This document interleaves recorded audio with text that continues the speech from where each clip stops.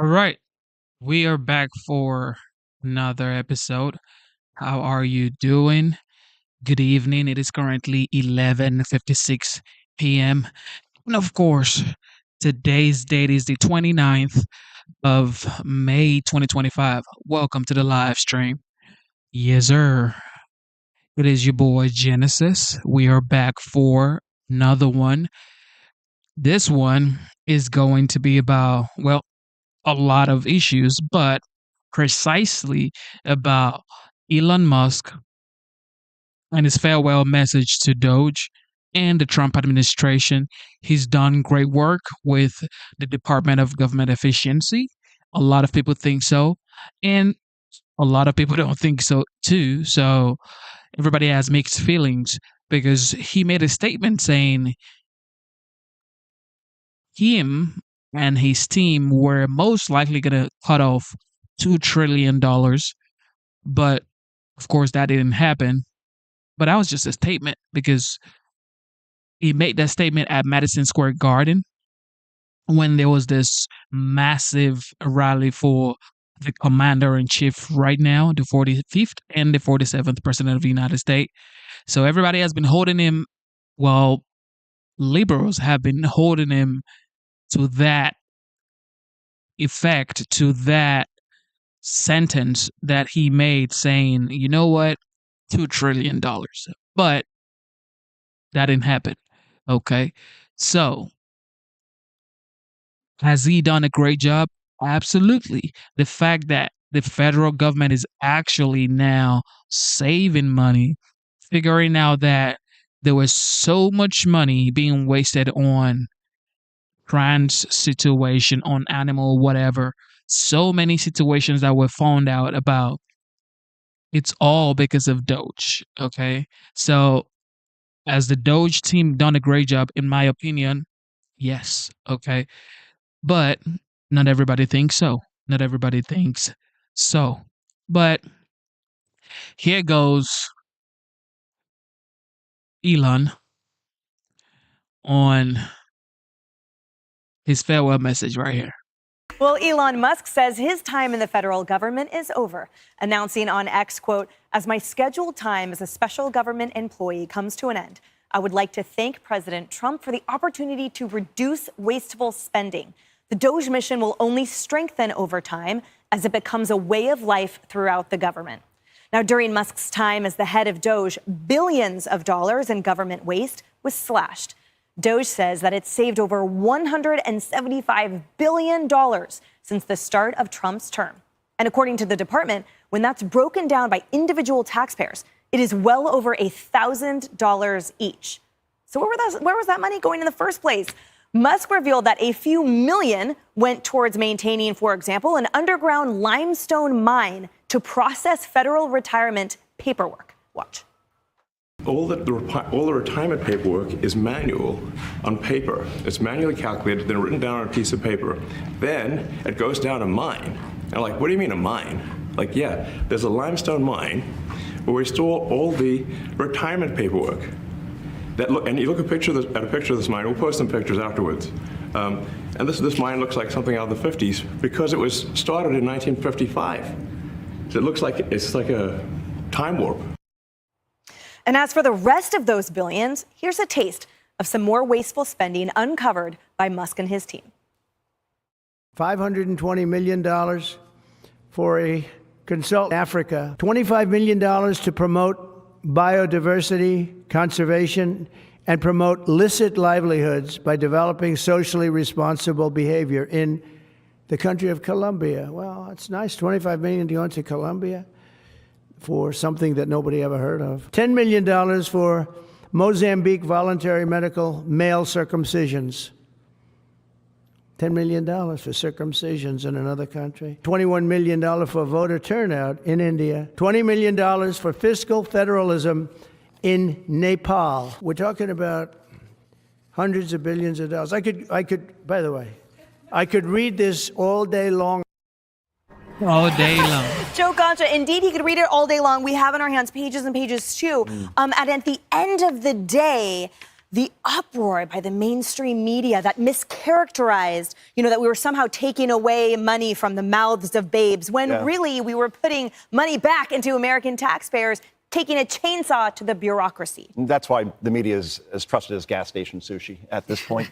Because these were some of the biggest stories day after day in terms of what Elon Musk and DOGE was finding in our federal government. And most Americans, they agree with the mission of DOGE as far as who could be possibly for waste, fraud, corruption. And if we lived in a sane and sober world, Elon Musk would be heralded as an unselfish hero who left very successful businesses to go into government to do a thankless job of cutting all of this spending. And instead, the media attacked him, smeared him, and then as a result, crazy people out there firebombed Tesla dealerships, shot at Tesla dealerships in some situations. So I think ultimately history will be kind to Elon Musk in terms of what he has done in this short period of time. The question is, does Congress and does the president, are they going to now actually give this money back to the American people through a DOGE check or from actually cutting all these programs that Elon Musk has uncovered? And Kayleigh, I think, to Joe's point, there is obviously a massive amount of line items that are shocking, and also the butterfly effect. And what I mean by that is, for example, when Elon Musk shared with the public that because of a lack of requirement to have a line item for Treasury payments, $4.7 trillion in payments were untraceable. Wow. That they just went out there so a small requirement had a massive impact that now, thanks to that requirement, will hopefully shut off the spigot moving forward. Yeah, as Elon Musk said, the DOGE legacy will live on. And to Joe's point, I think you're spot on. I've written in my notes, Elon Musk had the ultimate thankless job. You're looking at the richest man in the world who signed up despite everything he has going on, SpaceX sending rockets into space, Neuralink implanting things in the minds of people with paralysis to help them in their lives. That's before you get to Tesla. He signed up for this job. And when you're the richest man in the world and you sign up to be on one side of the political aisle, you're going to get targeted. Not only that, he signed up for the worst job in the world. No one in Washington cut spending, not Republicans, not Democrats. Right. Maybe they will with this big, beautiful bill. We'll see. But no one cut spending. He signed up to do the worst job despite the resume he had. And I thank him for that. But finally, I would just say to your point about Congress, House Speaker Mike Johnson said they do want to codify a lot of this. Don't want to get too nuanced, but it's discretionary spending, not mandatory. Right. Exactly. So it won't be in the big, beautiful bill, but they are going to get a rescission package from the White House. So DOGE will live on, hopefully, legislatively as well. Which was my question and tee up to Jerry. So talk to us about the codification, because that will be the only way to cement the legacy for the American people of Elon Musk. Well, and that's what's critical, right? You know how hard this job is when the most intelligent, accomplished human being in the country goes after it and can't get it done, right? Does not finish. I mean, his numbers are impressive, but we are a long way from wringing all the waste out of our government.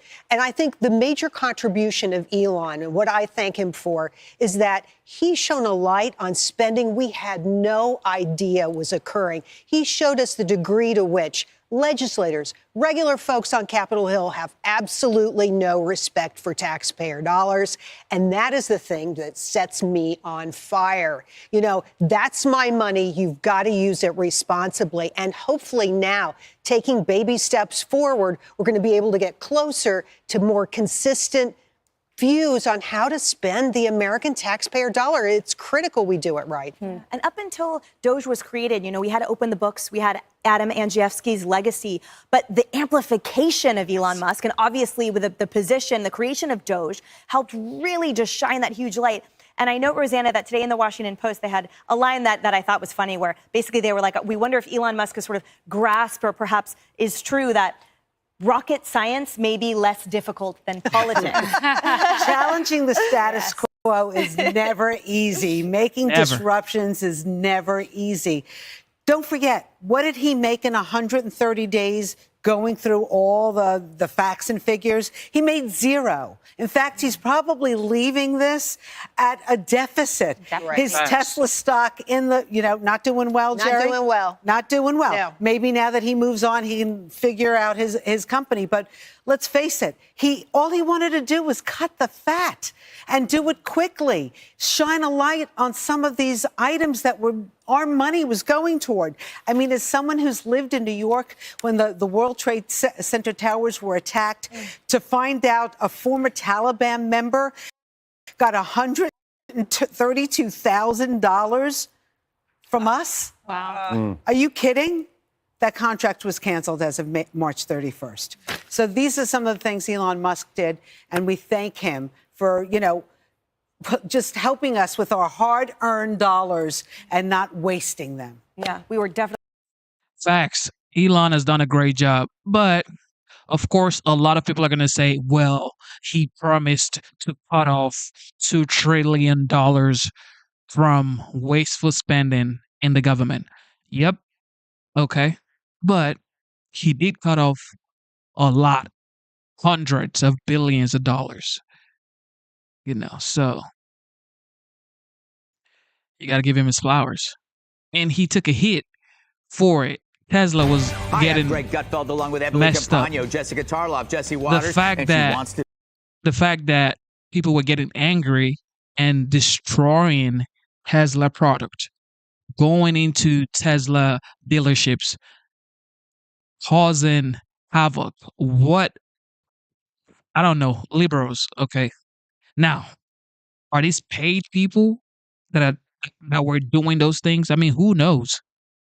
This man was just trying to cut off wasteful spending in the government, and people were destroying his product. Wild. Be buried in a hot dog bun. Dana Perino, The Five.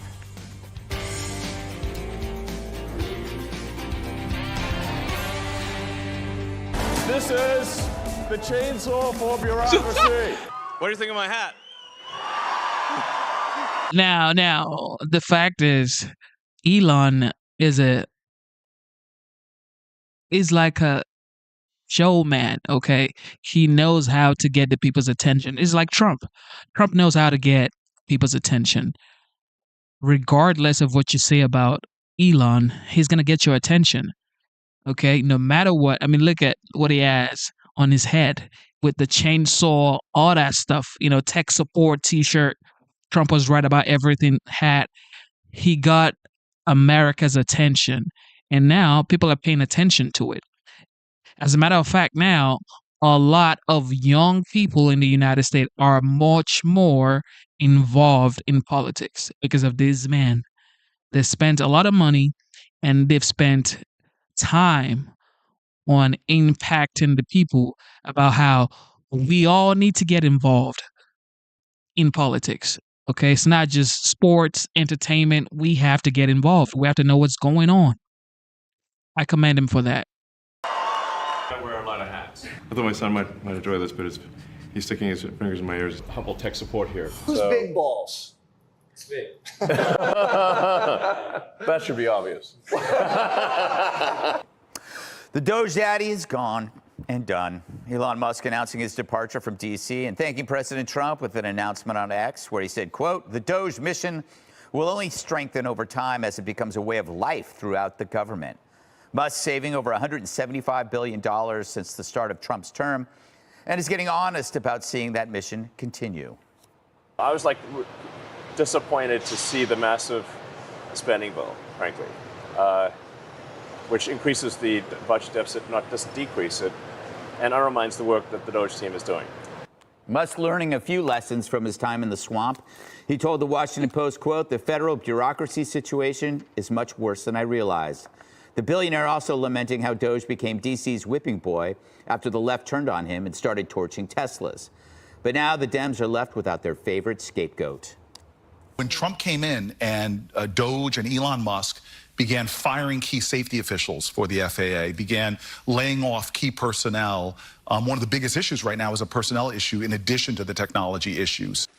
Trump and Musk are just eroding the American dream. They're rigging the system for billionaires while stealing from the elderly, from the disabled, to cut taxes for their billionaire club. They are dead now at the hands of Elon Musk and his co-conspirators. So, Jessica, we know that if the debt is not addressed within the next few years, we will probably face an economic collapse. Some will call it an economic heart attack. We'll have a weak dollar, hyperinflation, rising interest rates.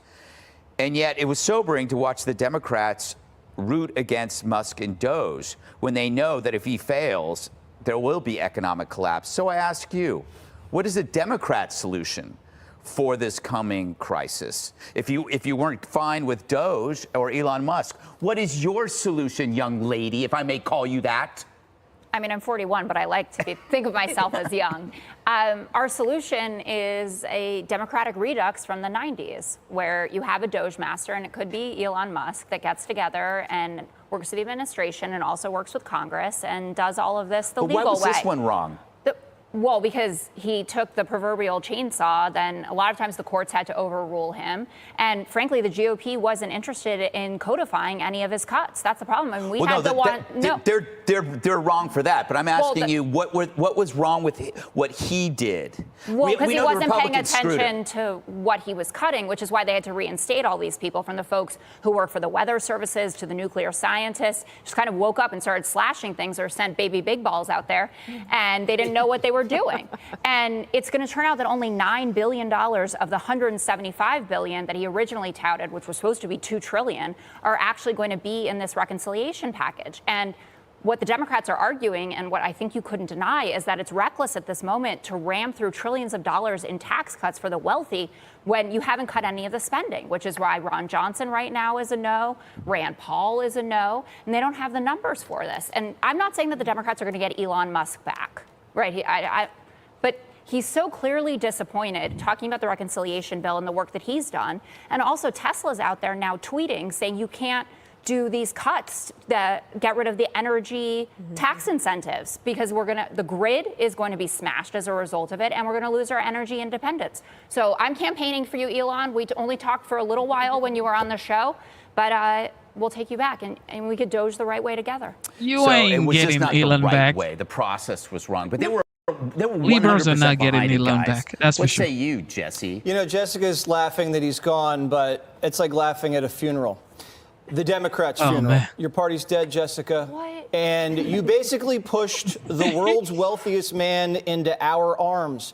And now he's running from you. He went on one date. Wait, and he's done. This is the day that he was supposed to leave. Yeah, he's supposed to leave tomorrow, 180 days. How do I know that and you don't, It's Jessica? 130. Listen, you now made Elon Musk the Republican Party's biggest donor. Thank you. Sure. Thank you very much. You think he's just going to stop giving? He said I'm stopping Okay, giving. I've heard that before. They're going to give. You think he's not giving to Vance? After what you did to him, you think he's just going to bury the hatchet? After you called him a Nazi? After you bombed his cars, you think the next election he's going to be like, all right, you know what? Let the Democrats get back in there. Because what do you think the Democrats are going to do when they get back in? They're going to go all... Oh, man. I mean, look at that. Chat. Everybody in the chat comment section right now. Look at what, I don't know if these are liberals that actually did these or just angry people. I don't know. But what is this? Because he's working with President Trump.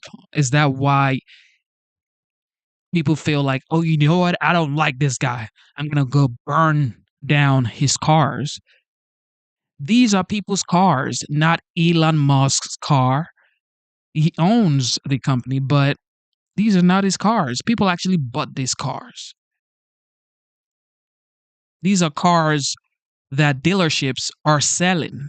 Okay, now these are going to be a loss for the dealership or the people, Americans who have Teslas. Hopefully insurance kicks in, because godly.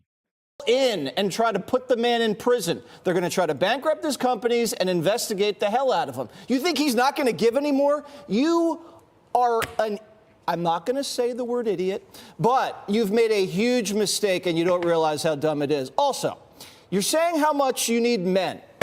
Young men idolize Elon Musk. They want to be him. They want to be based. They want to ride around in his trucks, and they want to hang with big balls. And now every time you attack Elon Musk, you're attacking all of the young men that you need for your party to survive. You're attacking a living legend. We're talking Rockefeller, Ford, Jobs. Who's against him? Booker, he's a footnote. Liz Warren, what has she ever done? This man's expanding civilization. He's cut spending. He's actually found fraud. You've never found it, Jessica. And while he was doing that, he rescued astronauts that they then mocked while they praised Katy Perry. Yeah, he's... No one praised Katy Perry, to be clear. He's like... She didn't look great, that shot. He's juggling like heroic acts, and you guys are chirping at him for the silence. You had your chance. You didn't cut spending. You didn't find fraud. You made Kamala Harris the AI czar, Jessica. This is like you're upset because he set a $2 trillion goal and didn't hit it.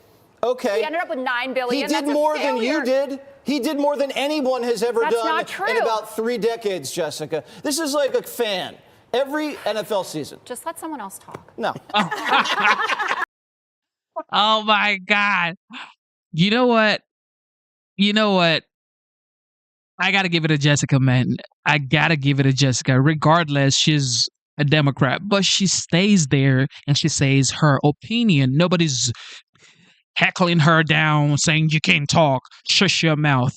This is how we should be in the United States, okay? Free speech. And thank you guys for tuning into the live show. It is currently 12:17 a.m. right now. Today's date is the 30th of May, 2025. The year is flying, ladies and gentlemen. If you're just tuning in, God bless you. Double tap your screen, subscribe to the channel. Somebody's asking, is this live? Heck yeah, it is live. Every NFL season, every single team tries to win the Super Bowl. That's the goal. They don't all win the Super Bowl. But you're like on the side like, you tried to win the Super Bowl and you didn't win. You're not even playing. You're not even on the field. You're on the sidelines eating chicken. Chicken, you say? Chicken. So, Emily, now that Jesse has paused, what do you think about the fact that he left when he said he would, which you never see with politicians? He doesn't linger like one of Swalwell's farts in an elevator. He said, I did my job. I made this a way of life. See you later. Well, also, he was compliant with the statute, right? So we knew he had to leave at that time, which is why when the mainstream media crows, he's being chased out of D.C., that's not at all what's happening. He came in for a certain amount of time, fulfilled his duties, and then left. He did cut spending. I mean, he found $4.7 trillion by the Treasury that because didn't have to do a line item, literally overnight that spigot was turned off because all of a sudden there had to be accountability. And I think about, the reality that it's so simple to slash all of this spending and all of this waste, fraud, and abuse. But the complexity was in the execution, was in the selling. Because at every step of the way, all of these Democrats and all of these liberals, they just inherited a system, and that was why they accepted it. Like, it matters about the title, not the actual productivity, right? You take the Social Security Administration. That's where I worked as a federal attorney in part. In 1 year, there were overpayments of $23 billion. But the Dems at the time were like, well, that's just 1% of the whole budget, so who cares? Yeah. And it's that kind of thinking that is so destructive instead of saying, we do care because it's death by 1,000 cuts, because economic catastrophe is the next logical step if you keep throwing away other people's money. So at the end of the day, when people who complain about the DMV think that that's not this on the larger scale, we have pundits right now saying, he fired everyone that inspects our food, and that does. No, he didn't. That's, again, them inheriting the system, so automatically ascribing value, when the reality was all of that bloat, all of it needed to be exploded. And the only person that could do it was him through the algorithms. That's what Speaker Johnson said today. He said the bureaucracy was hiding it. That's why you can't do it the legal, boring way. Yeah. You didn't say boring. I did say legal, though, which we should aspire to. Yes. Dana, I do find it, I think the thing that bugs me the most about it is he was doing something that was widely popular among the American public and still is. And yet the Democrats and the media attacked him for it. It's like you talk about public service. He's not a politician. He didn't have to do this. Right. I actually think that the long-term legacy of Elon Musk in this period of his life, and maybe forever, will be complicated. Because one thing that is wonderful is to go back to actually being willing to have this conversation about overspending.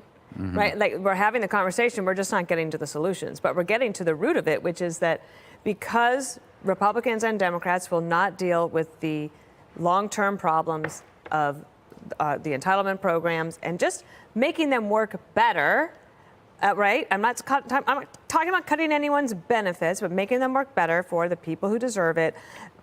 Until we're willing to deal with that, like Stephen Miller the other day when he posted that there's discretionary spending and there's non-discretionary spending, and you can't do anything about this. Well, if you wall off that part of the budget, then you're never going to get to this. But I do think they can keep DOGE going in a way. Well, they're going to with Russ Vought over at the Office of Management and Budget. One of the things we haven't talked about a lot is that I know that the money fell short of the waste, fraud, and abuse that they said they could find. But improving the technology at a lot of these places would be amazing. Like, do you remember the computers that were like had a green screen? Like that's the kind of stuff that some of the agencies were still using. That is extremely useful, and I think an exciting thing. But I also feel like for Musk, I like what John Ekdahl said on X. He said that Musk really went through this Republican Party experience. You have this euphoric victory, you have grand sweeping plans, you complete governing incompetence, and then you have political disillusionment. You're like, oh yeah, that wasn't so great. And he's right.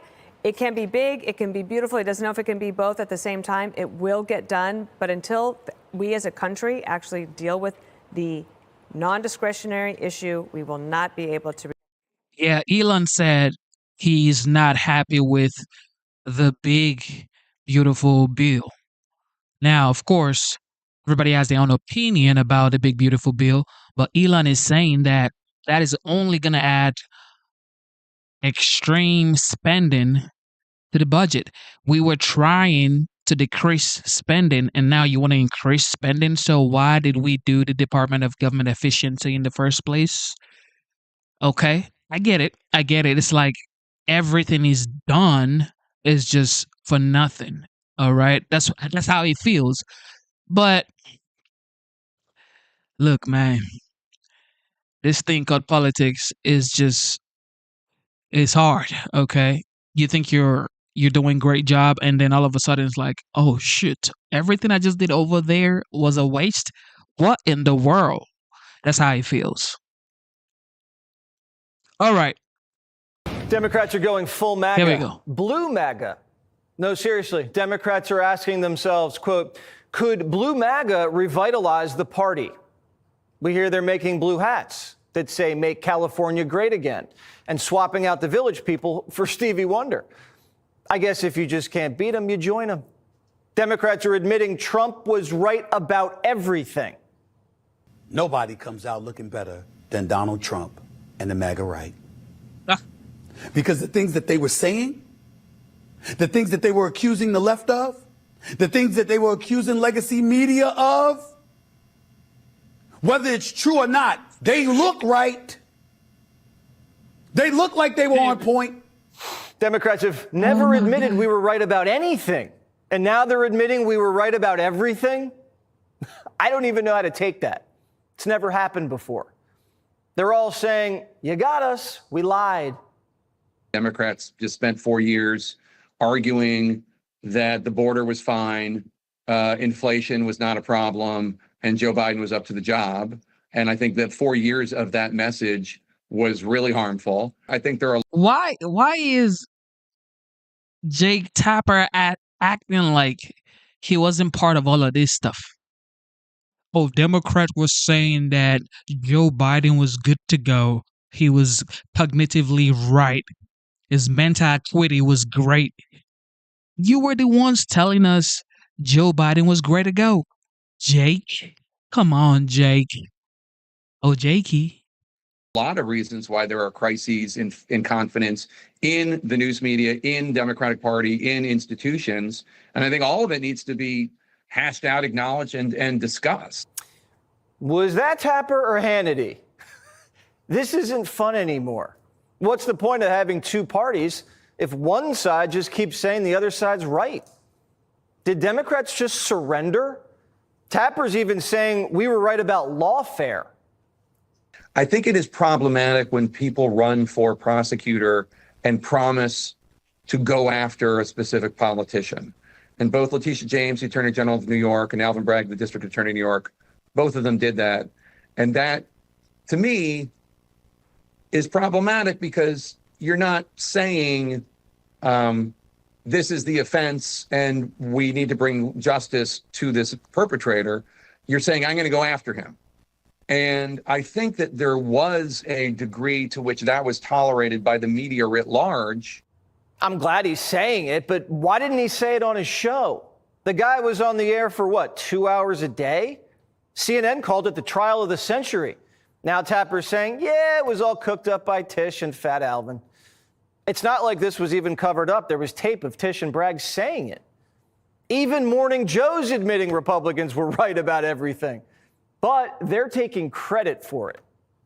If you were a conservative at Harvard Law School, anytime you opened your mouth, you better have thought through it about 20 different times because you were going to get crushed. Whereas, and here's the important point, now we talk about why the left may be adrift and at loss. The other side of that is the intellectual laziness that occurs every time you open your mouth and they all agree with you. Yeah. And you're part of groupthink. So you never have to defend your ideas. So when you go out and run a campaign and you think everybody's going to agree with you, it's just the opposite. Scarborough's like the bully who picks on a kid and then takes credit when the kid turns out to be a winner. Groupthink? Sounds like Morning Joe. They're not just glazing us, they're turning on each other. Democrats just did what Obama told them to. They whacked Biden, and Obama's aides ran Kamala's campaign. And now they're realizing the Messiah can't walk on water. Yeah, at this point, Obama cannot save the Democrat Party. They need a new leadership. The Obama era is done. Everybody knows that. I mean, he campaigned heavy for Kamala Harris. She still lost every swing state, so there's really nothing the Obamas could do for Democrat Party. They need someone else. They need someone who actually connects with the people. The whole race bait is like a race baiting politics is not going to work anymore. Oh, because I'm brown skinned, you should vote for it. Nobody cares, bro. Are you capable of doing your job? And American people felt that Donald Trump was the best choice for them in the last election. Okay? It's not because Kamala is brown skin, we're going to vote for it. Nobody cares if you're brown skin or what. Nobody cares, okay? Are you capable of doing your job? And can you connect with the people? People are starting to complain, oh my God, the Obama people, they're running everything. Sometimes you get a sense that they think they know everything, they run the world, and in some cases, you can understand it because, well, they did win 2 presidential elections. But at a certain point, that class of folks has to start listening to the next generation coming up because they have ideas. They have ways of reaching out to the voters to mend to the Obama coalition that they just don't have. They don't have the feel for it because they're not from that generation. He just called Barry a boomer. And Chuck Todd said Boomer Barry was the one who ran men out of the party. You spent 15 years essentially ignoring that vote. And in fact, not only ignoring it, interest groups going out of their way to marginalize that demographic group. And then you're shocked when that demographic group doesn't think the Democratic Party wants them to be members. Barack Obama accused the Republican Party of a war on women. You remember that? Romney had a binder full of women he was trying to hire, and they called him sexist. Mitt Romney was sexist. Every judge Obama appointed was a woman, which is fine. But after a while, I mean, come on. And then they went way overboard with Me Too. And race relations in the country hit an all-time low under Barack. Now Democrats are saying, maybe we should be nicer to Whitey. The white dudes for Harris hat didn't work. The DNC is trying to court guys who just want to get laid and have fun, remember? So they sent in Mayor Pete. What does Bearded Pete think they should be talking about? We should be talking about how, if Speaker Johnson got his way, it wouldn't be possible, not just for gay people to get married, but for straight people to get divorced, let alone like birth control or how he would want to regulate porn or whatever most people would have a problem with. Gay marriage, divorce, and porn. That's Pete's pitch to white guys. Hey guys, don't forget to wear a condom. Look who else they're sending out.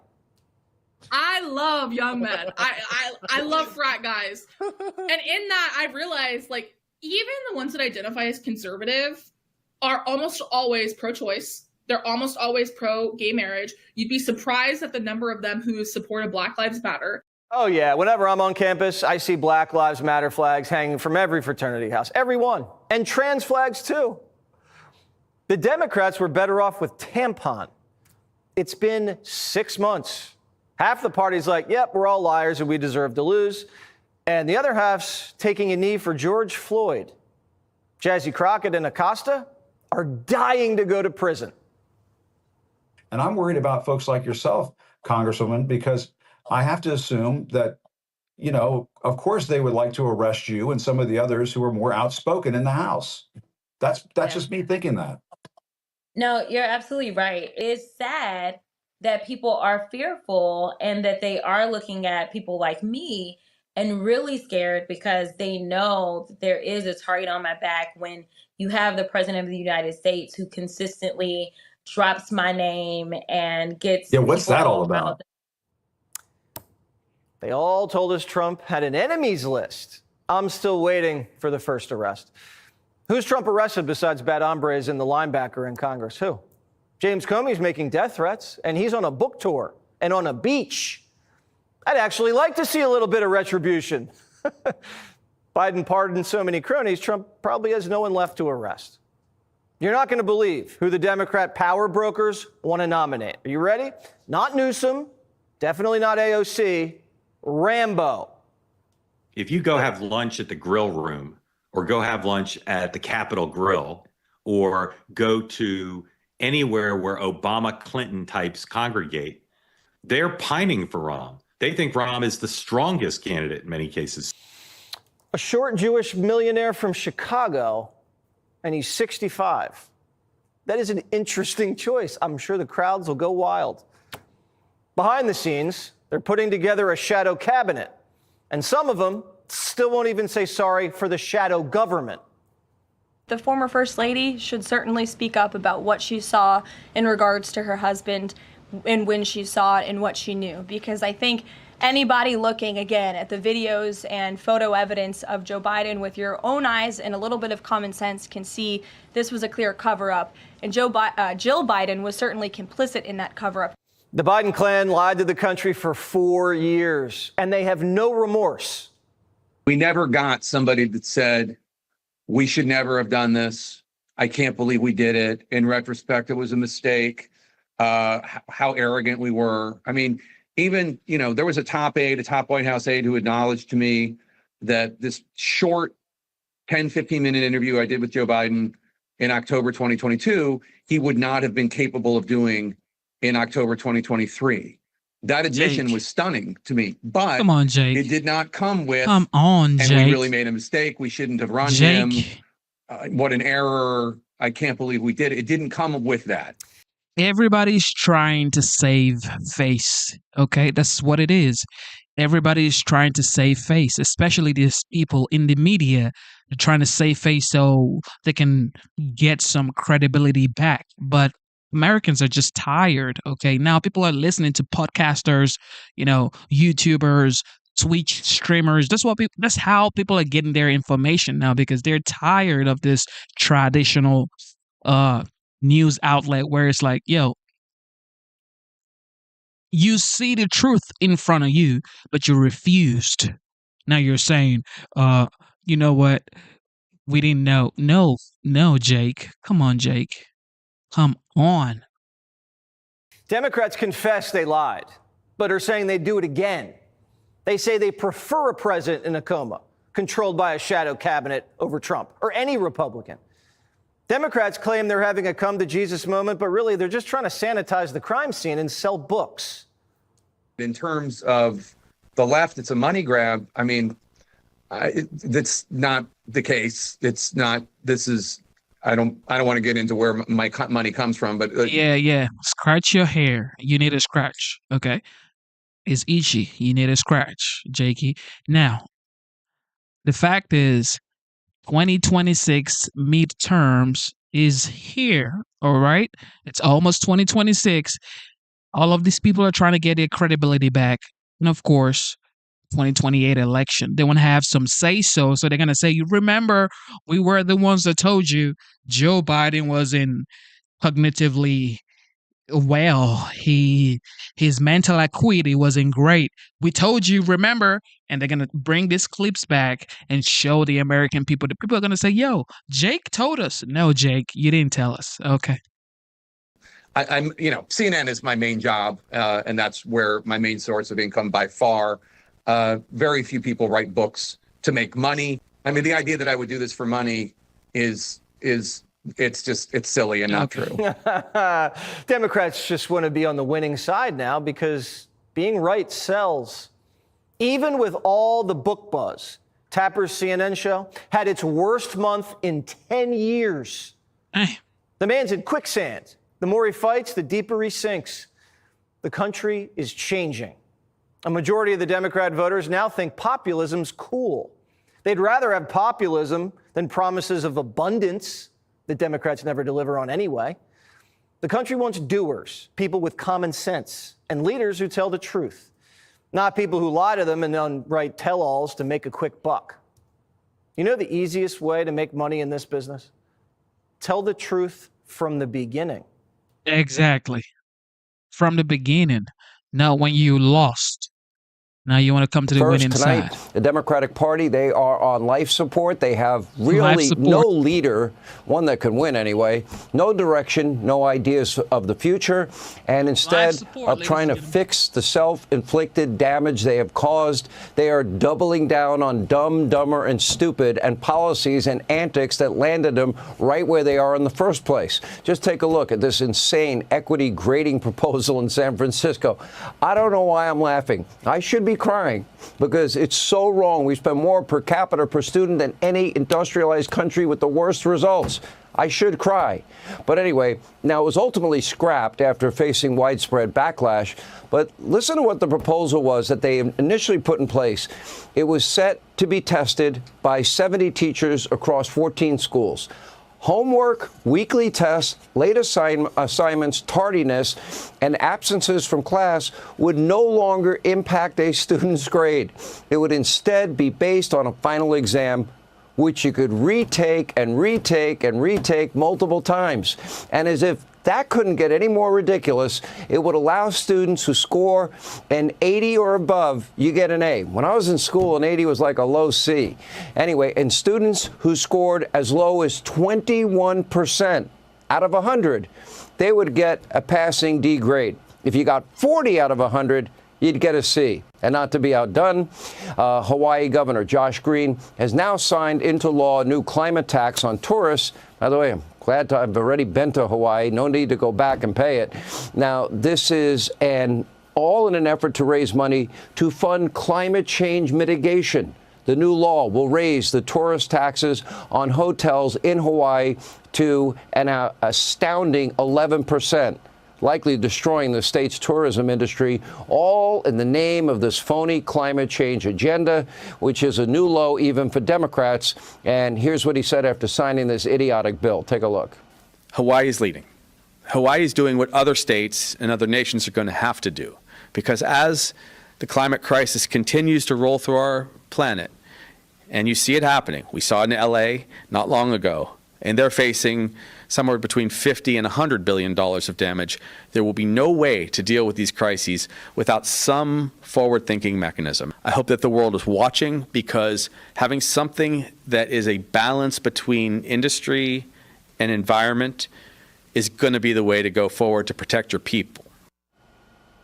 Now, meanwhile, Radical Squad member AOC is now fundraising on abolishing ICE as President Trump continues to clean up the mess that Joe Biden, Kamala Harris, and Alejandro Mayorkas left at the border. In an email to supporters, she said, quote, "I believe that ICE, an agency that was only formed in 2003 during the Patriot Act era, is a rogue agency that should not exist." let's see, allow the known terrorists, murderers, rapists, other violent criminals, cartel members, gang members, let them stay? Is that the answer? And of course, no Democratic playbook is complete without comparing Donald Trump to Hitler and Republicans to Nazis. It worked so well in their closing argument before the 24 election. This time, Chicago Mayor Brandon Johnson, who, by the way, side note, according to recent polling, has an approval rating of less than 7%, even in deep blue Chicago. Listen to what he had to say. Take a look. You have a great deal of hostility coming from the federal government. You know, the fact that the president of the United States of America is cutting off food supply and medicine to working people and families across this country, that is an act of war. And we're going to need leaders who are prepared and willing to stand up for working people, because this battle has reached our front doors all across America. Governor Pritzker, he described the steps and the actions of this president akin to how Nazi Germany became real. This is why the Democrat Party will lose in 2026 and 2028. When you keep saying BS like this, Nazi Germany, what are you talking about? Nazi Germany. Yeah, keep going. Highway to losing. As the world turns and as Democrats struggle to find their direction, their new leader, Jasmine Crockett, once again, back in the headlines after she and Jim Acosta pretending that Trump and Republicans want her arrested. For the record, you can't make it up. And no, Jasmine, we don't want you arrested. We want you to stay on shows like Jim Acosta's and just keep talking and don't stop and be the leader that you are. Take a look. I'm worried about folks like yourself, Congresswoman, because I have to assume that, you know, of course they would like to arrest you and some of the others who are more outspoken in the House. That's just me thinking that. No, you're absolutely right. It's interesting because my deputy chief, who's quite young, still has his grandmother, who he calls this particular one Nene. And so I was having to go to El Paso, and his grandmother did not know why we were going to El Paso, but she thought we were going to a detention facility. That I don't know about Jasmine going, because you know they want to lock her up and they probably gonna grab her and throw her in too. And so, you know, it is sad that people are fearful. The fact is that woman, Jasmine Crockett, now a lot of people will say she's ghetto, she's whatever, you want to call her a ratchet, whatever. The fact is she could actually have a bright future. And that's just my opinion, okay? She could have a bright future in a liberal state. She just has to focus on herself, focus on her policies that she's fighting for, rather than talking down on Republicans or Donald Trump or what the Republicans are going to do to Americans. Just focus on what you have planned for your people. If Democrat can just focus on Americans rather than Donald Trump, their problem is solved. But they could never do it. The Democrat Party right now solely exists to talk about Trump. I don't get it. Nobody's going to lock up Jasmine Crockett because she has crazy views. I want her and AOC and the squad and Grandpa Bernie just keep talking away. The Democratic Party, they're on life support. The damage to their brand is now done. It is baked in. It is too big to overcome. They have no direction. They have no leader. And frankly, they have no future. And instead of doing something that is really needed, like, soul searching, they're just doubling down on dumb, dumber, and stupid. Zero introspection, zero course correction. And the situation now has become so dire that their friends, even in the liberal state-run legacy media mob, aren't even sure what to say or do. Look at MSDNC's Liberal Joe trying to explain away the Democrats and their recent losses as intellectual laziness and groupthink. Joe, you'd be a part of that, by the way. Just saying. Take a look. Now we talk about why the left may be adrift and at loss. The other side of that is the intellectual laziness that occurs every time you open your mouth, and they all agree with you. Yeah. And you're part of groupthink. So you never have to defend your ideas. So when you go out and run a campaign and you think everybody's going to agree with you, it's just the opposite. You never had to be on your toes before intellectually, and now you do, and you lose elections because of it. Hey, Sean. Exactly, because Trump is here. Trump has changed the trajectory of how people vote in the United States. He's changed it. That man has changed politics in the United States. Like it or not, Trump has changed the whole landmark of politics in the United States. All right. The Trump administration, ladies and gentlemen, is revoking Chinese student visas. What do you guys think about that? The State Department will begin aggressively revoking some Chinese student visas, and for good measure. The United States grants about 300,000 student visas to Chinese nationals every year. All this heat while Trump teams square off with Harvard in court. The federal judge has temporarily blocked the Trump administration from revoking Harvard's ability to enroll foreign students. But 47's giving Harvard an out. All they have to do is behave. We want to know where those students come. Are they troublemakers? What countries do they come? And we're not going to, if somebody is coming from a certain country and they're 100% fine, Harvard's got to behave themselves. Harvard is treating our country with great disrespect. I'm looking out for the country and for Harvard. I want Harvard to do well. I want Harvard to be great again, probably. Harvard wants to fight. They want to show how smart they are. And they're getting their ass kicked. But they were misbehaving at their graduation earlier today. Watch. Members of the class of 2025 from down the street, across the country, and around the world. Around the world, just as it should be. So many of your international students worry about being wrongly detained and even deported. A cascade of draconian government measures has already led to so much uncertainty, so much pain and suffering in this country. All right, let's start with the revoking of the Chinese visas, Dana. How would you go about that? Do you just revoke all of them at the same time, or do you try to find who the troublemakers are? Again, this is one of those questions also, what problem are we trying to solve? Is it that they have too many, or is it that the Chinese have a law that says if you are, no matter where you are in the world, if you're a Chinese citizen, even if you go to Harvard, then you have to report back to us. And for years, many colleges, and it's not just Harvard, like all across the country, they utilize foreign students to pay full freight, and then they use that money to basically pad the administrative bloat. There's many more administrators than there are teachers. And then they basically, we know that some of the Confucius centers and things have been awkward, to say the least. And then research is stolen, not just from universities, but then you also have corporate espionage as well. So there's lots of reasons to look into this. And I'm not exactly sure if you do this, like, is it everybody who's here at the moment? Are all of those revoked? We're going into summer vacation.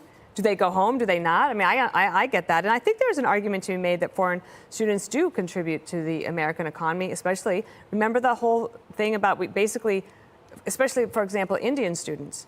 Should we just, as President Trump once said, should we just basically give them a visa to work here once they graduate from one of our universities? Because we'd rather have them working here than working against us somewhere else. So there's all of that to be said. But the longer term answer has to be even stricter requirements. I'm sure you have people you know, Jesse. It's not easy to get into some of these Ivy League schools, or even not even Ivy League schools anymore. It's like you have to know a trustee if you these have, days. or you have to be a foreign student, right? That will pay full freight. Or you have to be a great squash player. Yeah, or a fencer. Fencing. Fencing is really good. Is the ticket. Yes. Greg, I'm sure this Chinese visa attack might have something to do with negotiating the trade deal. It could be, but I want to talk about Harvard Let's first. talk. I have mixed feelings about this topic. On one hand, I don't care. On the other hand, I love watching Democrats care. It's fun to see them get wound up over Harvard's plight. Talk about a party of the people. While you're at it, the Dems should come out on the behalf of like high-end pet care and infinity pools, maybe home theaters. It fits. This is the party that will fly private to a climate change event, or will put their kids in private academies while they campaign against school choice. I love that. Now, I don't get it. I get it. Everybody has their own, free speech and opinions. You should be able to voice what you're thinking. It's free speech, okay? But your parents paid for school fees, all right? They paid you to go to school, to get education, so you can become someone in life, all right? They didn't pay for your school fees to go out there holding signs, painting walls, gravities, and all that stuff. No. All right? No. So these right here, total, in my opinion, as a student, this isn't what you should be doing. You should be focused on your studies, okay? Did I Here just to talk change that? about all of that and the administration's economic agenda is Treasury Secretary Scott Bessent. Mr. Secretary, thanks for being here. Brett, good evening. Your thoughts on this on-again, off-again judicial tug of war over tariffs? Well, Brett, it seems highly inappropriate for the judiciary to wade in here when the... Okay, back to business. With China's campus snooping or IP snatching. Not even Ivy League schools anymore.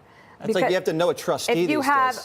or you have to be a foreign student, right? That will pay full free. Or you have to be a great squash player. Yeah, or a fencer. Fencing. Fencing is really good. Is the ticket. Yes. Greg, I'm sure this Chinese visa attack might have something to do with negotiating the trade deal. It could be, but I want to talk about Harvard Let's first. talk. I have mixed feelings about this topic. On one hand, I don't care. On the other hand, I love watching Democrats care. It's fun to see them get wound up over Harvard's plight. Talk about a party of the people. While you're at it, the Dems should come out on the behalf of like high-end pet care and infinity pools, maybe home theaters. It fits. This is the party that will fly private to a climate change event, or will put their kids in private academies while they campaign against school choice. I love that there are students that may be transferring out right now of Harvard and might go to Oxford. I think that this is a hill to die on, not homelessness, not the debt, not drug addiction, that some Dubai prince's son may be forced to live in a mansion in London instead of a 5,000 square foot loft in Tribeca. That's what I want to hear about. Now, the White House, I love this, wants to review social media of foreign students to check for anti-American sentiment or subversion. This is good because we learned that this is the only chance you'll be able to really check it. Because once they get in, Democrats fight like hell to get them out. Once somebody is here preaching terror or death to Jews, we can't do anything about it. So this is the only time you can be a bouncer. And it makes sense. Like when a company like Fox is hiring, you look on their social media. If it says death to Fox, you don't hire. If they say death to Jesse Waters, you do. But it's like, Jessica, it's like hiring a nanny. You'd be happy that you caught the candidates, saying, I hate children on their X platform, or I hate Jessica Tarloff because she's too. Okay, got it. Okay. God fell. All right, Tom Holman. Oh, you've got this, Dana. ICE agents arresting an illegal immigrant accused of threatening to assassinate President Trump. Officials say he passed a note to ICE agents that said the following: "We are tired of this president messing with us Mexicans. We have done more for this country than you white people. You've been deporting my family, and I think it is time Donald J. Trump get what he has coming to him." End quote. Tom Holman, border czar from the White House. Tom, good morning to you, and thanks for coming back. So he's got a rap sheet. It's pretty long. He's 54 years old. He's entered the U.S. illegally at least 9 times. charged with a felony hit and run, criminal damage of property, disorderly conduct with a, quote, domestic abuse modifier. All right, so he was picked up in Wisconsin. What's the status of this case, Tom? Well, he's being detained. He'll be removed. I mean, he's exactly the priority that President Trump has lights focusing on: public safety threats and significant criminal history. And, you know, foolish on him to make a threat against the president. It's just going to add another criminal charge. I mean, Secret Service is investigating that allegation. He'd probably end up with another charge on top of the others. And we'll detain him, and as soon as he gets out, he'll be deported. And, you know, ICE has made it clear: public safety threats are the priority. And bad decision on his part to make a threat against the president. That's just going to add another felony charge. Once he's deported, does the United States try to keep tabs on somebody like this? Because he's come across 9 times in the past. I don't necessarily think that he would be able to make it across the border now that it's more secure. But if somebody has made a threat to the president, do you continue to track them even after they leave the country? ICE doesn't, but the Secret Service does, yes. And you're right, he's going to have a hard time coming back. You look at immigration crossings on the border, on the southern border, down 96%. Every single border patrol agent is on the line now defending that border, along with DOD on the border by the thousands. So he's going to have a hell of a time coming back. But if he does, that's a felony reentry charge. We'll quickly detain him and charge him with a felony reentry after deportation. He'll serve some more prison time. He's not going to win this. Yeah. Kristi Noem put out a statement. The threat comes out even a year after President Trump was shot in Butler, PA. And less than 2 weeks after the former FBI Director James Comey called for the president's assassination. All politicians and members of the media should take notice of these repeated attempts in President Trump's life and tone down the rhetoric. I'm sure that's on your radar. Also on your radar is the story of this cadet candidate for the Air Force, a young lady who was killed on a jet ski by apparently 2 illegals from Venezuela. And the illegals have been arrested. Both of these young ladies entered the country, I believe, within the last 2 years. As you fight that lawnmower there at the White House, Tom, what did you learn about their case and what comes of them? Well, they're being held, and the local authorities are seeking charges against them. But again, we got detainer placed on. We're going to hold them. We'll let the local law enforcement deal with on any criminal charge they have, and we'll simply follow that case. But they will not walk the streets. If local law enforcement, for some reason, does not want to prosecute and release them, we're there to get them, and we'll hold them in detention. We'll hold them without bond and remove them. And that's, you know, but the issue is that the deportation flights removal keeps getting delayed by district court judges across the country who want to put a nationwide injunction on us for specifically removal proceedings.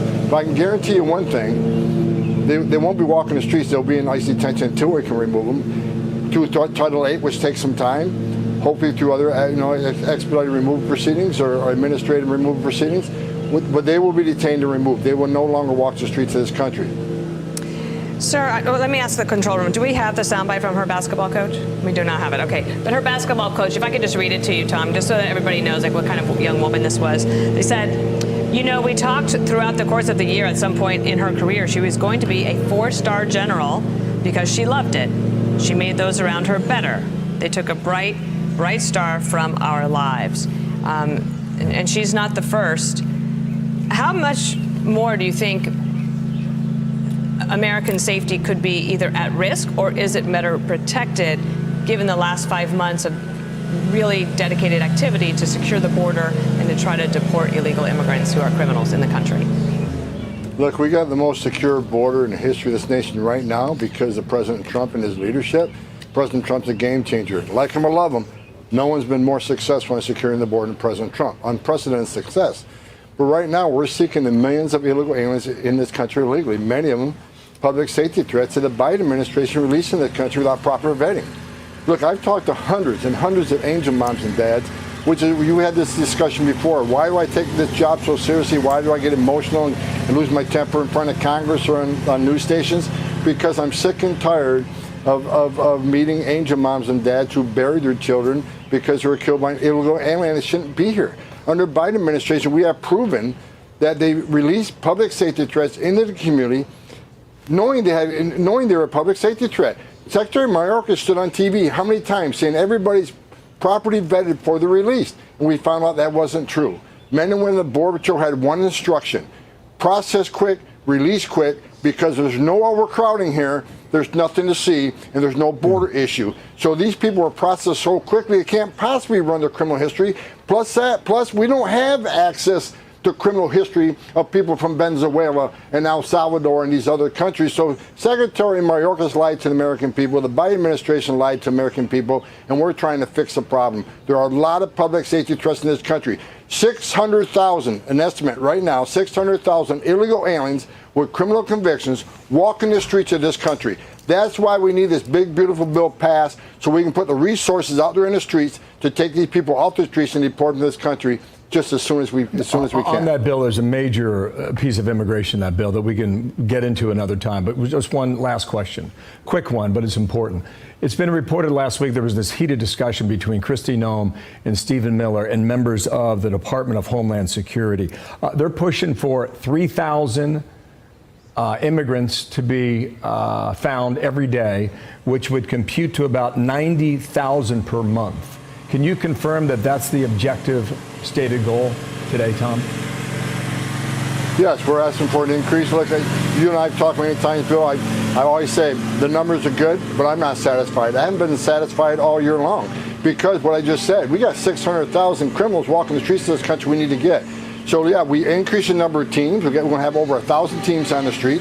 We're putting more targeting in this. We got to increase these arrests and removals. These are public safety threats, and we want to keep President Trump's promise to the American people that we're going to remove these public safety threats and national security threats as soon as we can, which means we got to amp up. We got to speed up the process of finding these people, arresting these people, and removing them. So yes, we are increasing the teams in the field tenfold. We're also going to increase worksite enforcement operations because in sanctuary cities, we can't get the bad guy in the jail, which means we got to put more resources in the neighborhoods. And we can't get him at the home, then we'll get him at the worksite. But it's game on. We're going to increase this operation tenfold. Well, if you're looking for a job, I can tell you the Border Patrol, you can hear what the Border Czar is talking about. Definitely, they need more people working for the Border Patrol. So if you're looking for a job, you want to serve your country, I think you should go work for the Border Patrol. It may be rewarding if it's something you might want to think about. Check it out. Here, absolutely. All right, to be continued. Tom Homan. Tom Homan, thank you. All right. Welcome back to the Director FBI Academy at Quantico, Virginia. Joining us again, FBI Director Kash Patel. You were recently up on Capitol Hill answering questions. When should we expect this FY25 spend plan for the FBI? Have you seen it? Have you reviewed it? When will we get it? I'll get you an answer, ma'am. I don't have a timeline on that. It was due last week by law. I understand. And your answer is you just understand. You're not going to follow the law? My answer is that I am following the law, and I'm working with my interagency partners to do this. It is budget season. Yeah. And should you have laid out a budget by then to Congress? Because everybody is looking to how much you're going to spend and how much they're going to take from perhaps you to make this all work. Do I have a budget at the FBI? Sure, of course I do. But the Office of Management Budget at the White House sets the budget for the United States government. And so if they have a budget which we agree with, they need to roll that out. And they're doing so on their own timeline and working with Congress on that.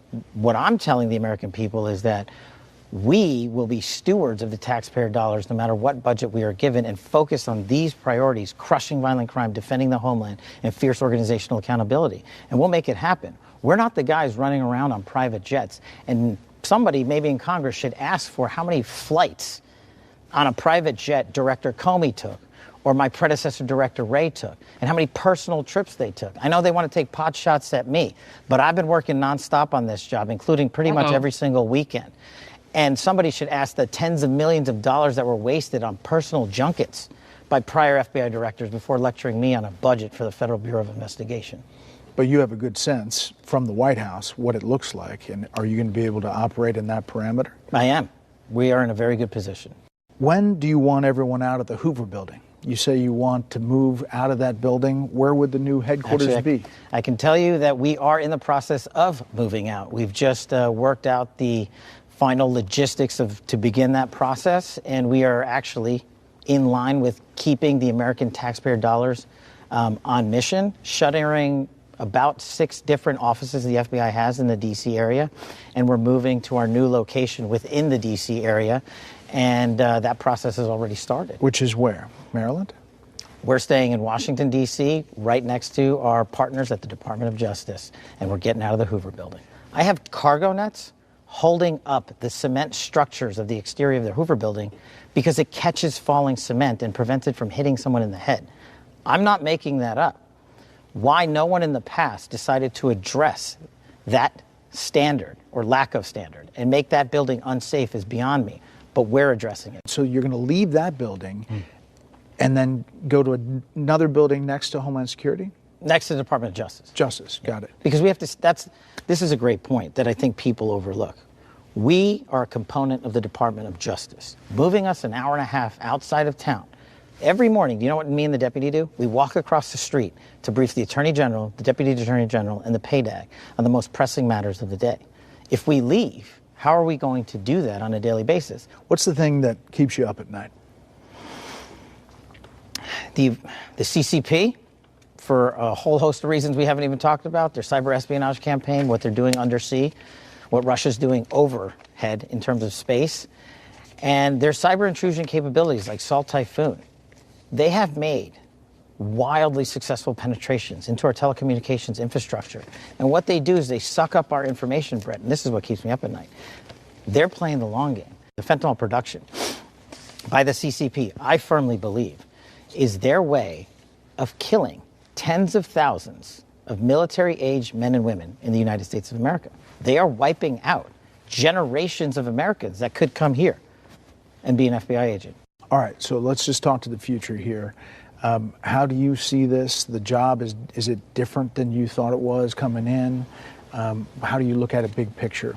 Look, there's 2 ways I look at it. One, you're talking to a first-generation Indian kid whose parents fled genocide, and their son's now the director of the FBI. Only in America. Literally only in America. So I wanted to inspire people to come to places like this and train with us and serve this country. The other thing that I want people to take away from that is there is no job on God's green earth that prepares you to lead an agency or department. There isn't. Anyone who tells you otherwise is flat out lying or being politically preposterous.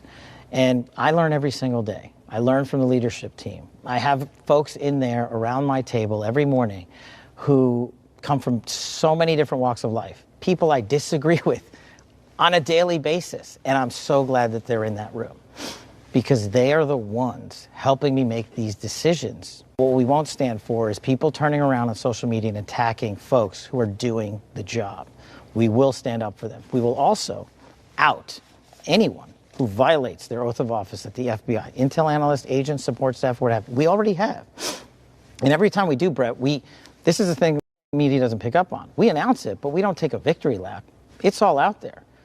Dozens of people have been dealt with for politicizing the FBI, for weaponizing it. Everything from Hunter Biden's laptop to January 6th to Neil Team 6 and everything else has been dealt with. And we keep going. Director Patel, we appreciate the time. This guy, he just became the FBI director, 4 months ago? Give him some time, man. Give him some time. Give him some time. I know everybody wants to know what's on the Epstein files and all that stuff. But give him some time. This things take time. All right, Don Bongino. All right, the FBI is now re-examining high-interest cases that went unsolved in the Biden era. That includes the 2021 D.C. pipe bombings, the 2022 leak of the Supreme Court's Dobbs decision, and the cocaine that was found in the White House in 2023. Here to discuss this and more is FBI Deputy Director Dan Bongino. Dan. The fact that coke was found in the White House under President Joe Biden. Oh my goodness. I don't know what liberals are thinking. You know that your leader, for some reason, in his house had coke in it. And nobody's saying anything about it. Okay. Great to see you on the couch again. Yeah, welcome back to Fox. Absolutely. Good to see you in person. So many good memories. Great to see all of you. First off, before we get into specifics, what did you think the job was going to be like? What is it like? You know, the biggest lifestyle change for me has been family-wise. I mean, we already went through this with my time in the Secret Service. But, you know, when the president called and asked if I would take the job, you know, you can't tell your audience for years, go out and do stuff, talk is cheap. And then when the opportunity comes to do stuff, I didn't mean me, you know, I meant you. It's kind of you're a fraud. I mean, you don't sound like a fraud, you are one. So it was a lot. It's been tough on the family. People ask me all the time, you know, do you like it? I say, no, I don't. But the president asked me to do this to like it. You know, nobody likes going into an organization like that and having to change things and make big, bold changes. But, you know, I was at one of our facilities yesterday down in Winchester, and a woman who worked there, very nice, said, you know, I used to watch your show. I miss you. I said, you know, I miss me, too. You know, part of you dies a little bit when you see all this stuff from behind the scenes. You're doing this for country, so we appreciate that, and we thank you. And we're excited to find out, to roll back the curtain and find out what's deep in the FBI. We have so many questions about those 3 cases we just mentioned. Y'all are doing a deep dive into this. What's the latest on those investigations? So the moment Cash and I swore in, we realized that the first thing we had to do is rebuild public trust. This is your FBI. It's not mine. I tell the employees every day, you don't own it, you don't own it, I don't own it. It's like being the center fielder for the Yankees. That'll live with you forever, but you don't own the Yankees. It's a proud franchise. The place has taken a reputational hit. There is zero question about it. There were a lot of bad actors. One of them still out there causing us all kinds of trouble. So we had to fix it and rebuild public trust. One of the ways to do it is these cases of significant public interest that matter. You know, we had 2 pipe bombs planted on January 6th. I mean, we were told by partisan actors out there this was the insurrection, the world was going to fall apart, and no one seemed to show any interest in this case.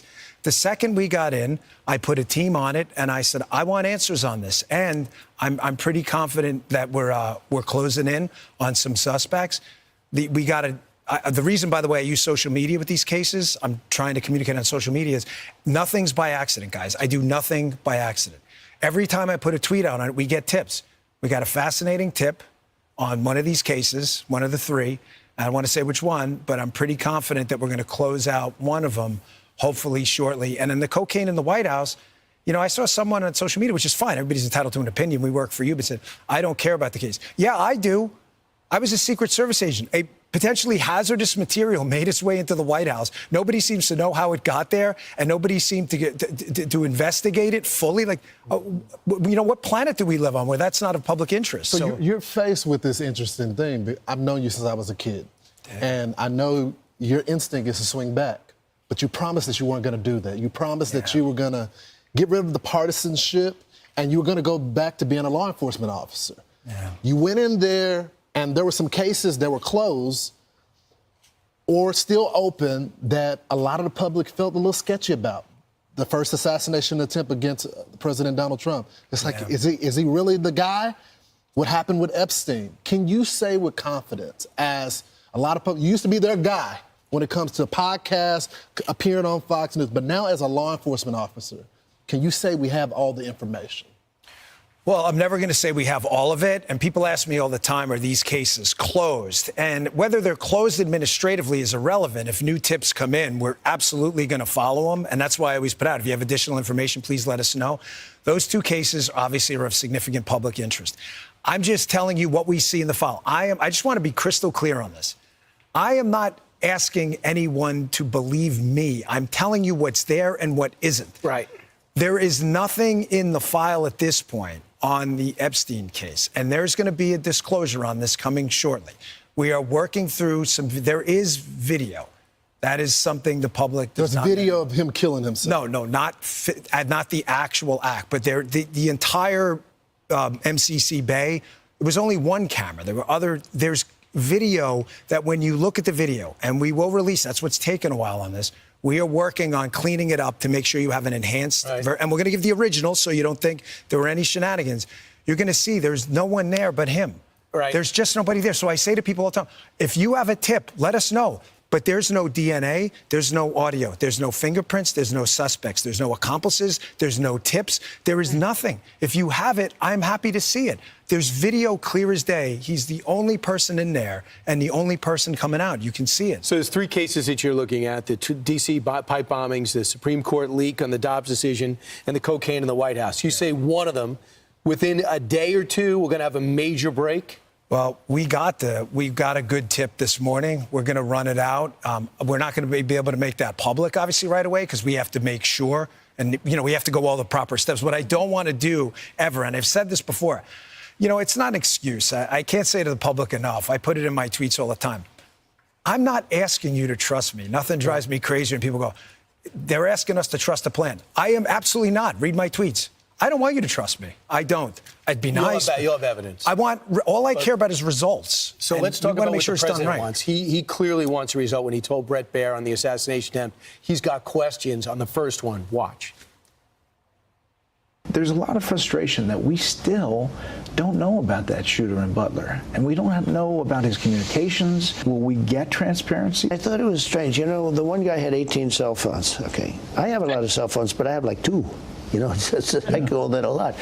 And I think I probably make more calls than him. They live outside of Butler in a little place. Where do they get this lawyer that would represent IBM and would represent ExxonMobil? But you're the president. Can't you find out? No. Secret Service. They tell me it's fine. But it's a little hard to believe, to be honest with you, okay? It's a little bit hard to believe as I get that throbbing feeling. So, Dan, the question is that a lot of people have wondered is, did this kid have help? He could not have pulled it off by himself. Was there a foreign actor? Did someone... One thing I gotta say is, this is my opinion, okay? Whatever you guys want to take out of this, take out of this. This is the greatest nation on the face of the earth. This is the most powerful country on earth. So when highest powers, highest offices in the land are saying that, we're still, I don't know, man. I just don't know. I feel like maybe everything is clear as day, but, you don't want to rattle the people. So, you sort of kind of like give it to them little by little. But this is America. Never forget, this is America.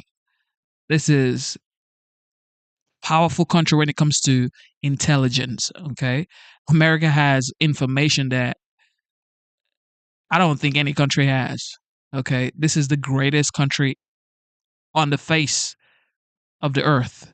So, I don't know. It's looking like a movie to me, though. About him with the weapons, where there's chatter online. Well, let's be clear. There are two separate parallel tracks here. Foreign actors targeting people in the United States. And it's not just the president, it's others. That is a very real track. The question is, do they intersect? The case file now, which, by the way, we are going to make another public release on this coming up. We're just kind of finishing up the product now to make sure it's tight and put together. You're going to see a lot of what you've heard about online does not exist in the case file. I'm not telling you information may not surface later. We do the PDB, the President's Daily Brief. We get the same brief, me and Cash, every morning. We have warned people out, telling them if there's something there we want to find. They have shaken every tree on this. You mean you talked to his classmates, you talked to his family, you've talked to everyone? Because they burned the body, cremated, and they cleaned the whole house out. Yeah, and here's the thing. There are, like with the Epstein case, for example, we have a number of significantly odd abnormalities that would make a normal person go, huh? What? Mm-hmm. If Lawrence is near his bank at 4 o'clock and the bank gets robbed, but we know Lawrence reported to work afterwards and has an alibi, the fact that the bank was robbed, it's a fact that Lawrence was there, but it's not evidence that Lawrence committed the crime. Mm-hmm. Things, really, really bad things happened in this case. But when you see the report we're going to release, you'll see that not everything you've been told is true. But the president is not wrong at all. I mean, he was shot in the head. Yep. He was shot in the head, got up and screaming, fight, fight. Of course he's going to want answers, but that's our responsibility. And nothing's ever closed, though. If new evidence surfaces, we'll be sure to get it out. There were just things that were strange. The slope roof thing, you know, the guy was on his bicycle roaming around, never caught, never seen. Let's talk about something that's been in the news this morning, and that is Kash Patel talking about how when James Comey was on the beach and he posted that social media, 8647, he claims that he just happened to walk along the beach and they saw the shells, he and his wife, and he put it on social media, says he thought it was innocent. He was the director of the FBI, but thought it was innocent. He knows what 86 means. Then Kash Patel said, now we have all these copycats, and now y'all are having to pull resources from all these serious crimes, terrorists, gang-related individuals, drug traffickers, and people who are abusing children. You're pulling them off to go research these copycats because we can't afford another assassination attempt. I got to tell you, of all the things that have surprised me in the close to now 3 months I've been here is the depravity of Jim Comey.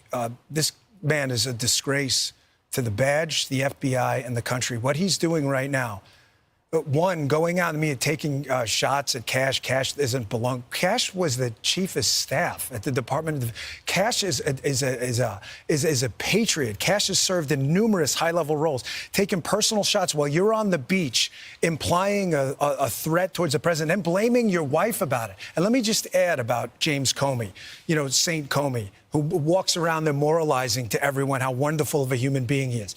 What you said is absolutely accurate. We have wasted countless man-hours now running out tips to our tip line about people putting 8647 because of Jim Comey, because he cannot control himself and his emotions. He is a child. He is a big child. And let me tell you one more thing. Look at Jim Comey, who wants you to believe. Jim Comey taking a shot at the president. Oh, look at me, I'm such a victim. The president's going after me. He's making a ton of money on this book. The only person that got prosecuted was the president. Jim Comey, we're finding stuff even now. Wait till you read the stuff that's coming out. Does he still have loyalists in the building? Because when I hear the FBI director saying, you guys are finding boxes that are hidden, okay, how does that happen in the Bureau? Well, we were there a couple of weeks, and luckily there were a lot of people up there who grabbed us by the arm the minute we came in and said, thank you for being here. You know, we need to talk.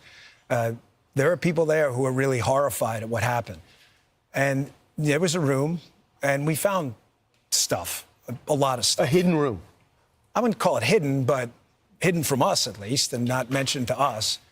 And then we found stuff in there, and a lot of it's from the Comey era, and we are working our damnedest right now to declassify. And just so you know, because I get the public, I totally understand people saying, well, do it now.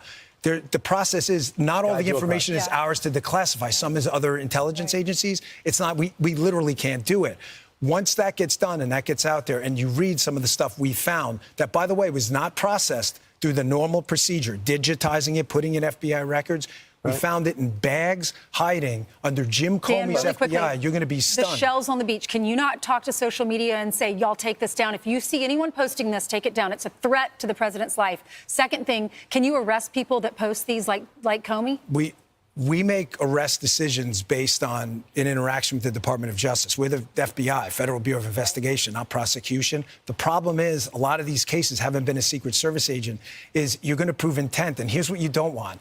You say you arrest him, and he goes, there's not a magistrate that's going to, and the guy walks out of court doing a victory lap. You got to build the right case. You have to build a case. You need to build probable cause. I don't want to do what the left did, which is jump the gun. I mean, then you have a situation like the prior deputy director, prior to abate, Andrew McCabe, who goes back, you know, files a lawsuit.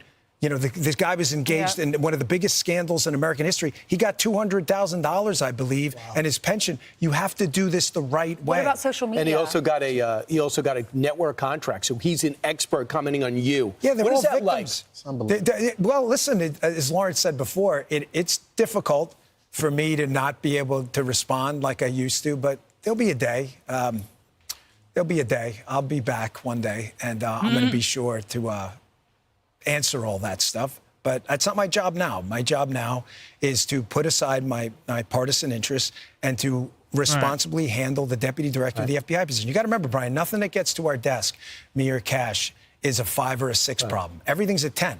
If it's a 9, someone else fixed it. We didn't even get a chance to talk about the laptop that the FBI held on to make sure it wasn't a factor in the election. Well, that's another thing I wanted to address. You know, we can't publicly talk about HR matters. We just can't. You know, it's illegal. Yeah, it's you can't do it. But anyone out there who thinks we have not taken appropriate action against political actors, they're just making that up. We can't go out and advertise this stuff, but if you think we're allowing partisanship to infiltrate the FBI and just let all that bad stuff happen, you're really just making, I don't know why you're doing it. Maybe you're trying to break up, divorce us from the people and breed mistrust. But that is not what's happening. I don't know what people think me and Cash are doing all day. I mean, I gave up everything for this. I mean, you know, my wife is struggling. I'm not a victim. I'm not Jim Comey. It's fine. I did this, and I'm proud I did it. But if you... Whoa. Dan Bongino. He just spoke about his wife. And it's true. I mean, when you are at a high level office like he is, deputy FBI director, it's not easy with kids and family. Godly. You think we're there for tea and crumpets? Well, I mean, Cash is there all day. We share it. Our offices are linked. He turns on the faucet. I hear it. He's there he gets in at like 6 o'clock in the morning. He doesn't leave till 7 at night. You know, I'm in there at 7:30 in the morning. He uses the gym. I work out in my apartment. But I stare at these 4 walls all day in D.C., you know, by myself, divorced from my wife. Not divorced, but I mean, separated, divorced. And it's hard. I mean, you know, we love each other, and it's hard to be apart. But Oh, God. Man. Yeah, I mean, look, the sacrifice is just hard, ladies and gentlemen. I'm laughing, but it's hard. It's hard, ladies and gentlemen. It's hard. You got to give these people their flowers. The fact that they said yes to these positions is not easy, man. It's not easy at all. Great work. You straighten out the FBI. You moving buildings. There's a lot of change. I got one more thing. I'm not asking anyone to trust me. Trust is for fools. Just wait for the results. That's all I'm asking. Don't trust me. Trust is for fools. Too many actors in government have asked you to trust them and screwed you in the past. Yeah. We're not doing that. Yeah, speed. You don't need speed in this. You need to do it right. Smooth is fast. Thanks, Dan. Thanks, Dan. Whew. Oh, God. All right. Caroline Leavitt, the youngest press secretary of the United States ever. She's doing a great job. Absolutely. Here we go. Wow, a packed room today. Yes, ma'am. Last night, the Trump administration faced another example of judicial overreach. Using his full and proper legal authority, President Trump imposed universal tariffs and reciprocal tariffs on Liberation Day to address the extraordinary threat to our national security and economy posed by large and persistent annual U.S. goods trade deficits. The United States has run a trade deficit of goods every year since 1975. In 2024, our trade deficit in goods exceeded $1 trillion. Everybody agrees this is unacceptable. President Trump is delivering on his promise to fix this problem, and he has taken a long overdue and much needed bold stance for American workers after decades of our manufacturing base being hollowed out. The president's rationale for imposing these powerful tariffs was legally sound and grounded in common sense. President Trump correctly believes that America cannot function safely long-term if we are unable to scale advanced domestic manufacturing capacity, have our own secure critical supply chains, and our defense industrial base is dependent on foreign adversaries. 3 judges of the U.S. Court of International Trade disagreed and brazenly abused their judicial power to usurp the authority of President Trump to stop him from carrying out the mandate that the American people gave him. These judges failed to acknowledge that the President of the United States has core foreign affairs powers and authority given to him by Congress to protect the United States economy and national security. Congress had created the National Emergency Act to provide the congressional framework to strike down improper IEEPA use. And any questions over whether President Trump improperly imposed these IEEPA tariffs were already adjudicated in Congress following Liberation Day. Congress firmly rejected an effort led by Senator Rand Paul and Democrats to terminate the president's reciprocal tariffs. The courts should have no role here. There is a troubling and dangerous trend of unelected judges inserting themselves into the presidential decision-making process. America cannot function if President Trump, or any other president for that matter, has their sensitive diplomatic or trade negotiations railroaded by activist judges. President Trump is in the process of rebalancing America's trading agreements with the entire world, bringing tens of billions of dollars in tariff revenues to our country, and finally ending the United States of America from being ripped off. These judges are threatening to undermine the credibility of the United States on the world stage. The administration has already filed an emergency motion for a stay pending appeal and an immediate administrative stay to strike down this egregious decision. But ultimately, the Supreme Court must put an end to this for the sake of our Constitution and our country. With Congress returning next week, it's critical that Senate Republicans maintain the momentum and quickly pass the One Big Beautiful Bill. The One Big Beautiful Bill will truly make America safe and prosperous. The One Big Beautiful Bill includes the largest border security investment ever. That's why the law enforcement groups are lining up to encourage its swift passage. The National Fraternal Order of Police, the largest police union in the country, just endorsed key provisions of the bill. The FOP president announced their strong support, saying the One Big Beautiful Bill Act is more than legislation. It is a promise kept to the public safety officers across the country and a bold step toward an economy that respects, rewards, and uplifts the people who keep it safe. And the National Border Patrol Council, which represents nearly 20,000 Border Patrol agents, hailed the legislation as well. The group's president said this legislation provides a once-in-a-generation investment in the border security of our great country and will make America safer. The One Big Beautiful Bill will guarantee we can permanently have the safest, strongest, and most secure immigration system in American history. I also want to take the opportunity to debunk some false claims that have been circulating in the press about this bill. The blatantly wrong claim that the One Big Beautiful Bill increases the deficit is based on the Congressional Budget Office and other scorekeepers who use shoddy assumptions and have historically been terrible at forecasting across Democrat and Republican administrations alike. For example, just before Congress enacted the original Trump tax cuts at the end of 2017, the same CBO projected that growth would average a mere 1.9% over the next 10 years. However, by 2019, actual growth had surged to 3.4% once the Trump tax cuts went into effect, exceeding the CBO forecast by nearly 2 full percentage points. The CBO's latest forecast makes the same anemic growth assumptions as they did in 2017, missing the impact of the One Big Beautiful Bill. The CBO assumes long-term GDP growth of an anemic 1.8%, and that is absurd. The American economy is going to boom like never before after the One Big Beautiful Bill is passed. The largest middle-class tax cut in history, massive deregulation, and the most aggressive domestic energy exploration ever will fuel small businesses, further boost private investment, increase workers' wages, and supercharge economic growth. The Council of Economic Advisors has factored in the effects of all these pro-growth policies and estimated in their own analysis that growth will average 3% in the long run after the One Big Beautiful Bill is passed, which is nearly double the ridiculous CBO projection.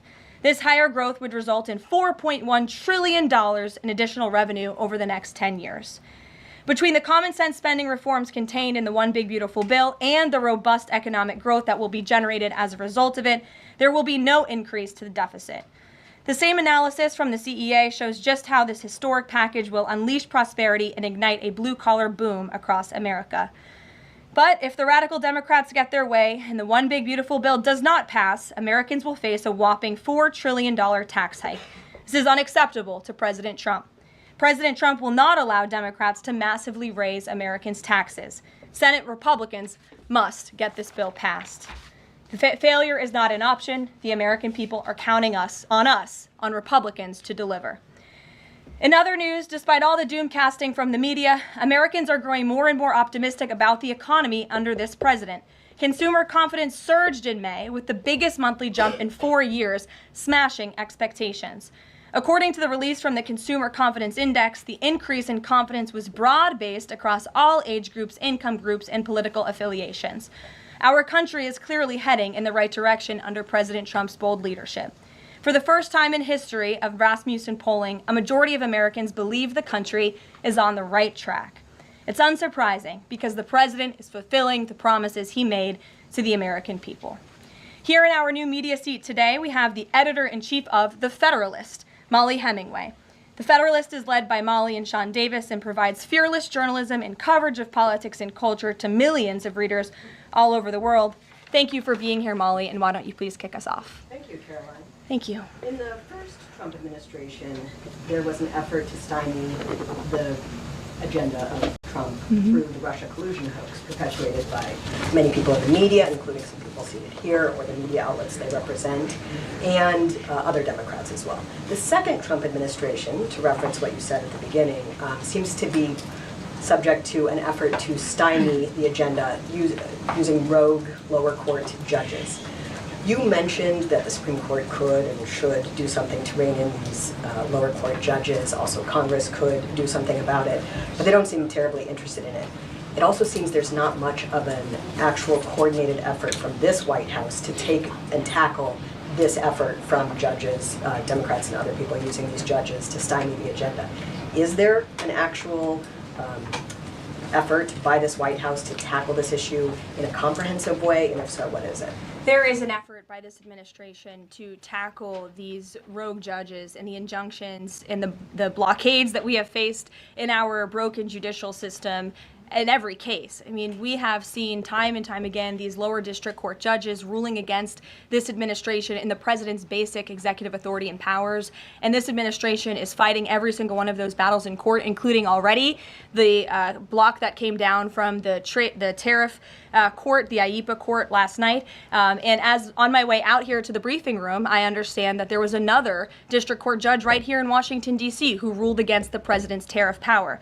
And I will get to the heart of your question, and I'm glad that we are addressing this in the room today, because nationwide injunctions ordered against the first Trump administration, Trump 1.0, account for more than half of the injunctions issued in this country since 1963.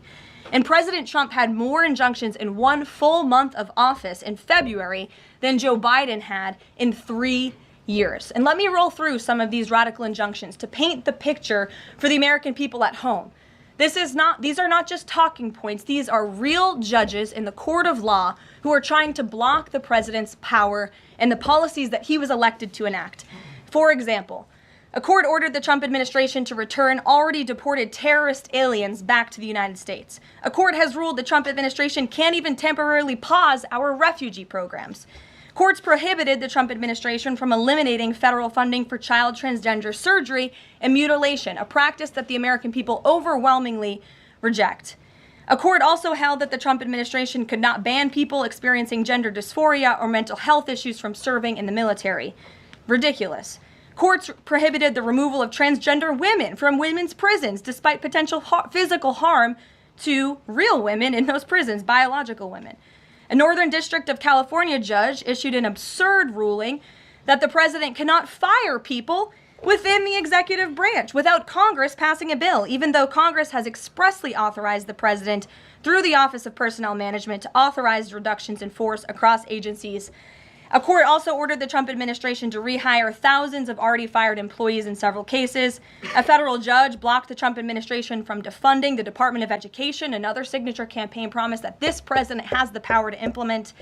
Courts ordered the Trump administration could not eliminate funding for illegal DEI programs, hence the word illegal. These are illegal programs to begin with, and now the courts are trying to say this president can't roll them back. And a district court judge prohibited the president from issuing any categorical funding freezes. And then another court ordered on top of that the administration makes $2 billion of payments in 36 hours. These are just a few of the ridiculous orders that we have seen from lower district court judges every day, and we hope that the Supreme Court will weigh in and rein them in. But White House advisor Stephen Miller says it's judicial tyranny. Some people are calling it a judicial coup. You're saying you're responding to each and every one of these actions, efforts by these judges to delay or thwart the implementation of the agenda.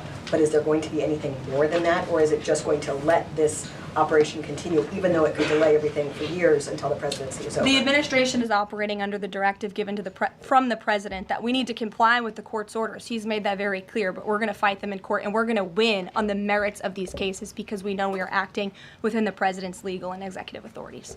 And thanks for being here. Gabe. Thank you, Caroline. Question on tariffs, but first actually some foreign policy news, some breaking news. Some local Israeli media is reporting that Prime Minister Netanyahu told hostage families that he's accepted a 60-day truce offer. So can you confirm, have Israel and Hamas agreed to a truce? I can confirm that Special Envoy Witkoff and the president submitted a ceasefire proposal to Hamas that Israel backed and supported. Israel signed off on this proposal before it was sent to Hamas. I can also confirm that those discussions are continuing, and we hope that a ceasefire in Gaza will take place so we can return all of the hostages home, and that's been a priority from this administration from the beginning. I won't comment further as we are in the midst of this right now. So to be clear, you don't know if Hamas has accepted it yet? Not to my knowledge, but certainly if that becomes the case and this ceasefire goes into effect, you'll hear it directly from myself, the president, or Special Envoy Witkoff. On tariffs, Kevin Hassett earlier this morning, he brushed off a legal ruling, called it a hiccup, and he said that trade deal negotiations would continue. Why would other countries continue these trade deal negotiations given the ruling? Because other countries around the world have faith in the negotiator-in-chief, President Donald J. Trump. And they also probably see how ridiculous this ruling is, and they understand that the administration is going to win, and we intend to win. We already filed an emergency appeal. We expect to fight this battle all the way to the Supreme Court. These other countries should also know, and they do know, that the president reserves other tariff authorities, Section 232, for example, to ensure that America's interests are being restored around the world. But I can confirm that our ambassador for trade, Jameson Greer, already heard from countries around the world this morning who said they intend to continue with these negotiations. Peter. Thank you, Caroline. So many of the president's plans right now are being blocked by courts. If the courts are going to be the ones who are shaping policy, does the president wish he would have just become a judge instead? I think the president would take this job over being a judge, and certainly the president is acting within his authority. He wishes judges would do the same. But so the courts are basically telling you guys they think that the White House's policies, the president's policies, are in some way against the law. So why can't President Trump ask the Republicans that control the House and the Republicans that control the Senate just to make a new law? Well, these laws have already been granted to the president by the Constitution and by laws that have been previously passed. I'll give you another example. For instance, we've been blocked in court for the revocation of visas from individuals who have the privilege of studying in the United States of America. Secretary of State Rubio has simply used his authority to revoke those visas, to revoke that privilege, and we've seen the courts try to block that. So if these judges want to be the Secretary of State or they want to be the president, they can run for office themselves. It should be the other way around. But all of the actions the president has taken rely on legal authorities that have already been granted to him by our nation's existing laws. And on a different topic, there are some folks in President Biden's inner circle who are now in talks with Republicans in Congress to give interviews about how they may have handled President Biden's decline. Is the president satisfied with aides only sitting for these transcribed interviews, or would he also like to see some kind of testimony from the former First Lady, Dr. Biden? I think, frankly, the former First Lady should certainly speak up about what she saw in regards to her husband and when she saw it and what she knew, because I think anybody looking, again, at the videos and photo evidence of Joe Biden with your own eyes and a little bit of common sense can see this was a clear cover-up. And Jill Biden was certainly complicit in that cover-up. There's documentation, video evidence of her clearly shielding her husband away from the cameras. They were just on The View last week. She was saying everything is fine. She's still lying to the American people. She still thinks the American public are so stupid that they're going to believe her lies. And frankly, it's insulting, and she needs to answer for it.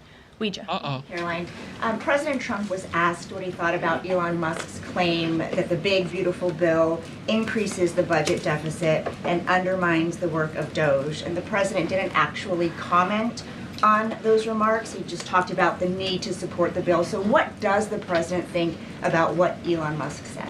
Well, the president is very proud of the one big beautiful bill, and he wants to see it pass. He wants the Senate to get to work on it and send it to his desk as quickly as possible. Of course, as you know, Elon Musk announced last night his departure as an official special government employee from the Trump administration. We thank him for his service. We thank him for getting DOGE off of the ground, and the efforts to cut waste, fraud, and abuse will continue. So he doesn't have any comment about Musk saying it adds to the deficit and it undermines all his work? The president commented on this. I commented on it. I told you that this bill saves $1.6 trillion according to the Council of Economic Advisors and the analyses that the president believes in. So he gave a comment. I gave a comment. Just because you don't like that comment doesn't mean it's not a comment. Rachel. Thanks, Caroline. Back on trade, I know you said the White House is going to fight this ruling in court. Is the administration actively reviewing other avenues, other options to carry out the president's trade policy? The president's trade policy will continue. We will comply with the court orders, but yes, the president has other legal authorities where he can implement tariffs. However, it does not dispute the fact that the president was right to declare a national emergency when it came to fentanyl and when it came to our crippling deficits and the lack of critical supply chains here at home. That is the reasoning for the president's tariffs. And the court didn't dispute those facts, by the way. And there have been other courts that have reaffirmed the president's position. In fact, a ruling in federal court earlier this month shows that the administration is in the right, said we will win on appeal. A federal district judge in Florida ruled that IEEPA, in fact, does grant the president the authority to unilaterally impose tariffs.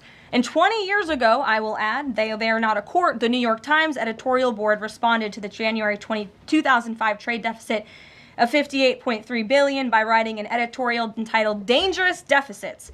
And since then, our trade deficit has more than doubled. The U.S. trade deficit in January totaled a whopping $131.4 billion. So people on both sides of the aisle, pundits, lawyers, legal scholars, politicians have all agreed that it is a national emergency, our trade deficits and our lack of critical supply chains here at home.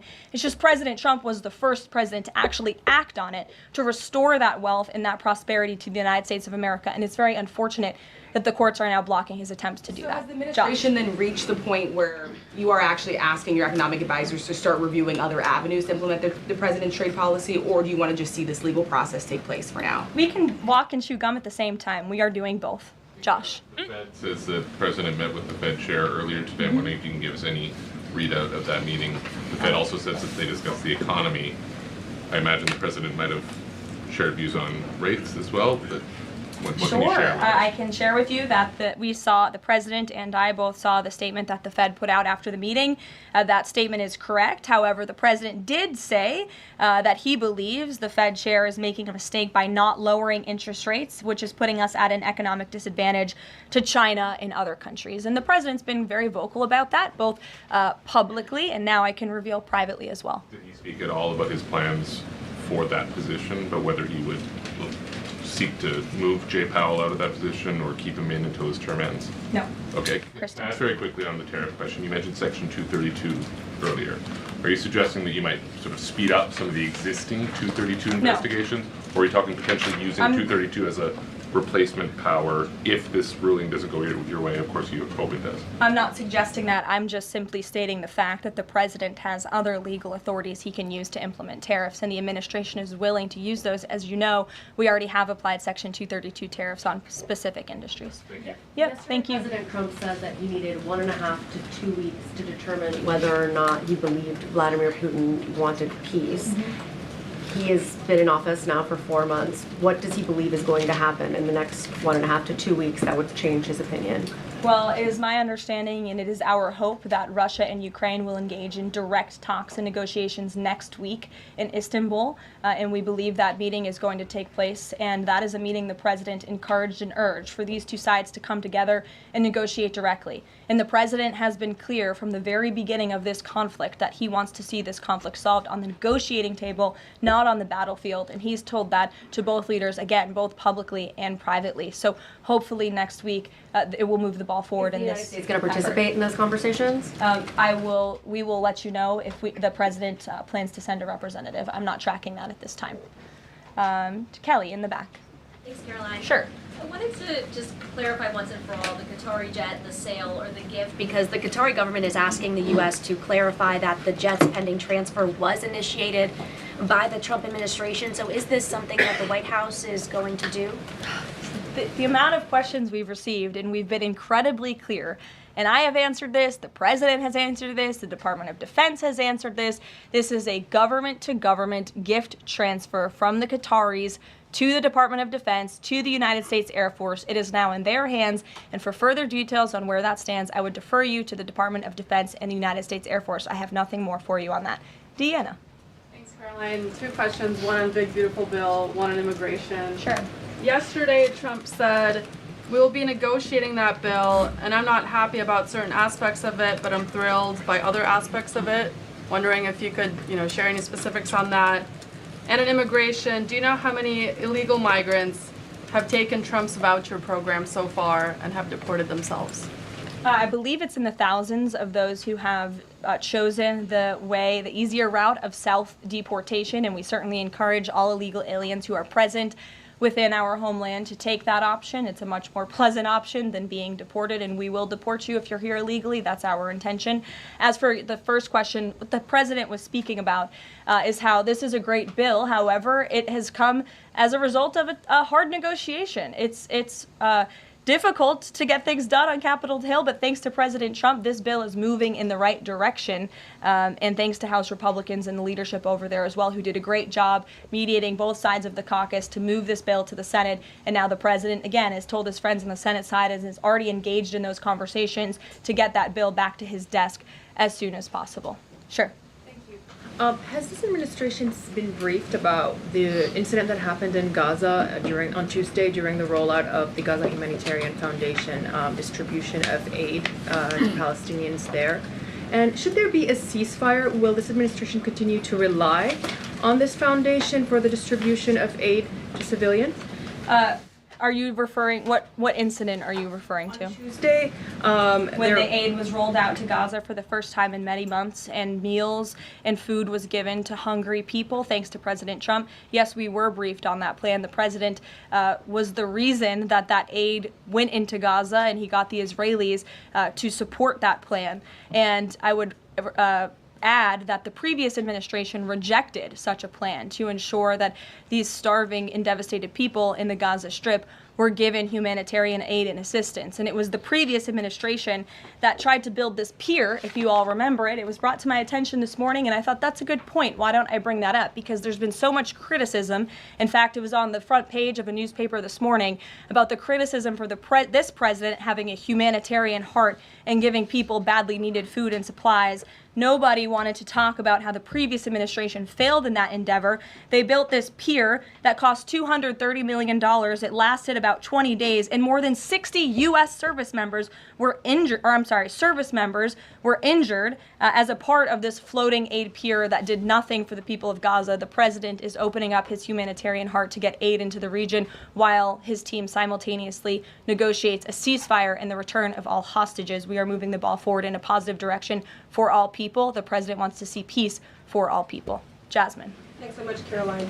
A notice investigation found that the Hallmark MAGA Commission report that was released last week cites studies that appear to not exist. We know that because in part we reached out to some of the listed authors who said that they didn't write the studies cited. So I want to ask, does the White House have confidence that the information coming from HHS can be trusted? Yes, we have complete confidence in Secretary Kennedy and his team at HHS. I understand there were some formatting issues with the MAGA report that are being addressed, and the report will be updated, but it does not negate the substance of the report, which, as you know, is one of the most transformative health reports that has ever been released by the federal government and is backed on good science that has never been recognized by the federal government. And a quick follow-up, can you talk about what tools or research goes into production of these kinds of reports? For instance, is it AI that's used to put together these reports now? I can't speak to that. I would defer you to the Department of Health and Human Services. What I know is just what I told you. Lindsay. Many small businesses that we've talked to since the tariffs have been in place have said what would really help them is a long-term plan so that they can catch up. In light of what's happened now, this trade war with the courts, How will that impact this 90-day window? Will you guys be adjusting that? And how can you help relieve some of these small businesses? Well, I would say nobody understands the needs of business owners, and nobody has the backs of our small business community more than President Donald J. Trump. He believes, I've heard him talk about this with small business owners himself, that small businesses are truly the backbone of our American economy. And that's why the president is supporting the One Big Beautiful Bill. So for those you spoke to who are asking for a long-term plan, big tax cuts are coming their way. No tax on tips, no tax on overtime for their workers, more money in their pockets.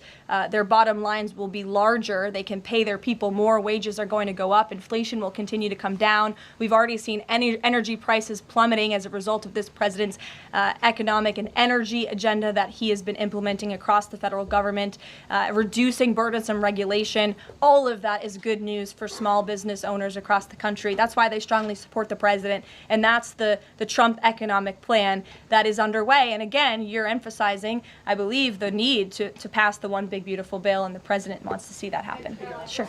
Will you still work within that 90-day window for these trade negotiations? Does that still stand? Again, as far as we're concerned, our trade agenda is moving forward, and we've already heard from countries around the world today who will continue to negotiate in good faith with the United States so we can cut good trade deals on behalf of the American people, and we fully expect to win this case in court. Sure. On Golden Dome, the president put out this number of $61 billion. How did he arrive at that? Is that the number it will cost to protect Canada, and is it negotiable, or where did it come from? I can certainly ask the president, and I can check in with our research team, and we'll get you the facts on that number. But the Golden Dome is certainly a significant investment in our nation's national security and homeland security to protect Americans, all of you in this room, from future threats. Any readout on, have the Canadians been talking in good faith about paying to be in it? I know they've expressed some interest. Well, the president has certainly expressed to the Canadians how we are essentially subsidizing their national defense. He brought it up in his meeting with their new leader here, and as you know, we'll be traveling to Canada next month for the G7, so I expect that topic of discussion to come up on that trip as well. Sure. Hi, thanks, Caroline. There was a May Day USA rally in Seattle that happened over the weekend that devolved into some protests and riots. The Seattle Mayor Harrell said that it was a far-right rally held here to provoke a reaction by promoting beliefs that are inherently opposed to our city's values, which he defined as LGBT values. I know the FBI is looking into this, but has the president reached out to the mayor at all, asked him to apologize for this, and is this something that the administration would consider an example of anti-Christian bias? I'm not aware of that case. I know the FBI is looking into it, but I'm not aware of any phone calls the president may or may not have made to the mayor of that city. And then on DOGE, we know that Elon Musk is leaving. Do you have an updated leadership structure for who is leading the group? Is Russ Vought involved? And what is its new mission now, if any? Well, the entire cabinet is involved, and I spoke to the president about it this morning, and the entire cabinet understands the need to cut government waste, fraud, and abuse, and each cabinet secretary at their respective agencies is committed to that. That's why they were working hand in hand with Elon Musk, and they'll continue to work with the respective DOGE employees who have onboarded as political appointees at all of these agencies. So surely the mission of DOGE will continue, and many DOGE employees are now political appointees and employees of our government, and to the best of my knowledge, all of them intend to stay and continue this important work. Is there a DOGE leader taking the place of Mr. Musk? Well, again, the DOGE leaders are each and every member of the president's cabinet and the president himself, who is wholeheartedly committed to cutting waste, fraud, and abuse from our government. Michael. Thank you, Caroline. There's conflicting reports out of the Middle East right now. Saudi television network Al Arabia is saying that Israel and Hamas have agreed to a 60-day ceasefire. Sources with Hamas are saying that has not been agreed to. If and when that does happen, will we expect to hear something from President Trump announcing that? As I said earlier, yes, indeed. If there is an announcement to be made, it will come from the White House, the president, myself, or Special Envoy Witkoff. Finally, Caroline, One Big Beautiful Bill. The president says he's not happy with all aspects of it. What changes would he like to see be made, and can this bill be both big and beautiful? It is a one big beautiful bill, as the name rings true, and the president, as I said, is currently working with his friends in the Senate who have some recommendations for the bill. Those negotiations and discussions are continuing, but the president's ultimate priority is to get this bill back to his desk for signature. And the president's priorities in this bill are non-negotiable in terms of the tax priorities he wants to see and the large tax cuts in the border investments that are currently in this bill. He is not going to allow them to go away for the American people. Sure, go ahead. Yes, I wanted to ask you about, has the president spoken to any of these foreign leaders about these agreements that have been reached, specifically the case of the United Kingdom that already has an agreement in place after this decision of the court in New York? Has the president talked to foreign leaders about what? About the court decision in New York. Which court decision in New York? The trade court. Oh, the trade court decision. He did speak to the leader of Japan this morning, and he said that was a very good call and a good discussion. And as I said, the president's cabinet, Secretary Lutnick, Secretary Bessent, and Ambassador Jameson Greer have all been in touch with their counterparts in countries around the world to let them know the United States will still be at the negotiating table, and we still expect countries around the world to treat us fairly. Again, I will just close by saying that how ridiculous it is that we've been ripped off. Our middle class has been hollowed out. Our manufacturing base has left and gone overseas. Jobs have been offshored. And now no court did anything about that. No court did anything about hundreds of thousands of people being put out of work, about thousands of factories being closed down, about our deficits going to dangerous levels, as the New York Times has said. But now a court is trying to stop a president from trying to correct those wrongs of the past. And this administration will continue to do that. It's a promise the president made to the American people, and it's a promise they elected him on. We will win this battle in court, and the president will implement his America First trade policies. Thank you, everyone. What do you guys think about Caroline Leavitt? What do you think about her? She's young, smart, brave, ready to go. But with that being said, I want to share this with you guys before we call it a night. All right. So I'm going to do this real quick. If you guys are interested in gold IRA, here is your chance to get in line, okay? So this company is called Augusta Precious Metals. There's opportunities for people who are actually interested in precious metals, okay? If you're not interested in precious metals, don't even bother, all right? But if you are interested in precious metals, you should check Augusta Precious Metals. The link is in my description below, and you would discover how gold can actually be an edge. But like I mentioned, this is for people who actually want to invest in precious metals and use your IRA, connect your IRA, which is edge your IRA with gold and precious metals. So check Augusta Precious Metals out. You guys are the best. Thank you for tuning in to the live show. Instead of looking for perfection, seek for consistency. Never give up on yourself. Never give up on your dreams. Never give up on God. Believe in yourself. Believe in your dreams. And believe in Almighty God. God bless you. God bless the United States. All right. Thank you to the military personnel. Thank you to the veterans. You guys are awesome. God bless you. God bless you. God bless you. Thank you to the law enforcement officers. You guys protect us every day. And stay strong, ladies and gentlemen. Sometimes life can be hard, but stay strong. Fathers, take care of your kids, all right? Fathers, take care of your kids, all right? Sometimes, like I mentioned, life can be hard, but stay strong. There is light at the end of the tunnel, all right? Everybody has something they're going through, but just stay strong, okay? God is with you. God will protect you. God will shine the light on you. So I am rooting for you. I am praying for you. I hope you find something that inspires you out of that dark hole. Everything isn't about just politics, politics, politics. Okay. We are Americans. Okay. We are our brothers and sister's keeper. So you could be a liberal, you could be a Democrat, whatever you are, conservatives, it don't matter. Okay. First things first is you are an American. Okay. Do not forget that. All right. Let's not divide each other. Unity is power. Okay. Unite, and that's it. All right.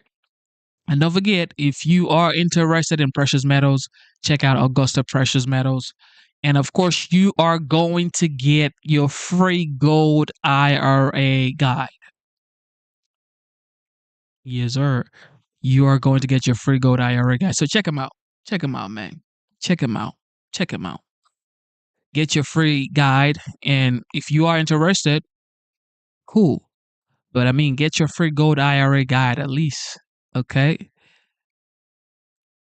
All right. I love you guys, man. Stay strong. See you guys tomorrow. We will be back and we're going to have a good time, okay? Shout out to Mr. Booski. Shout out to everybody. Thank you for tuning in to the live show. God bless you. God bless you. And God bless you. Don't forget to subscribe to the channel. Turn on your notification bell. And subscribe to the channel, ladies and gentlemen. Subscribe. All right. God is the greatest. God bless you. God bless the United States. See you soon.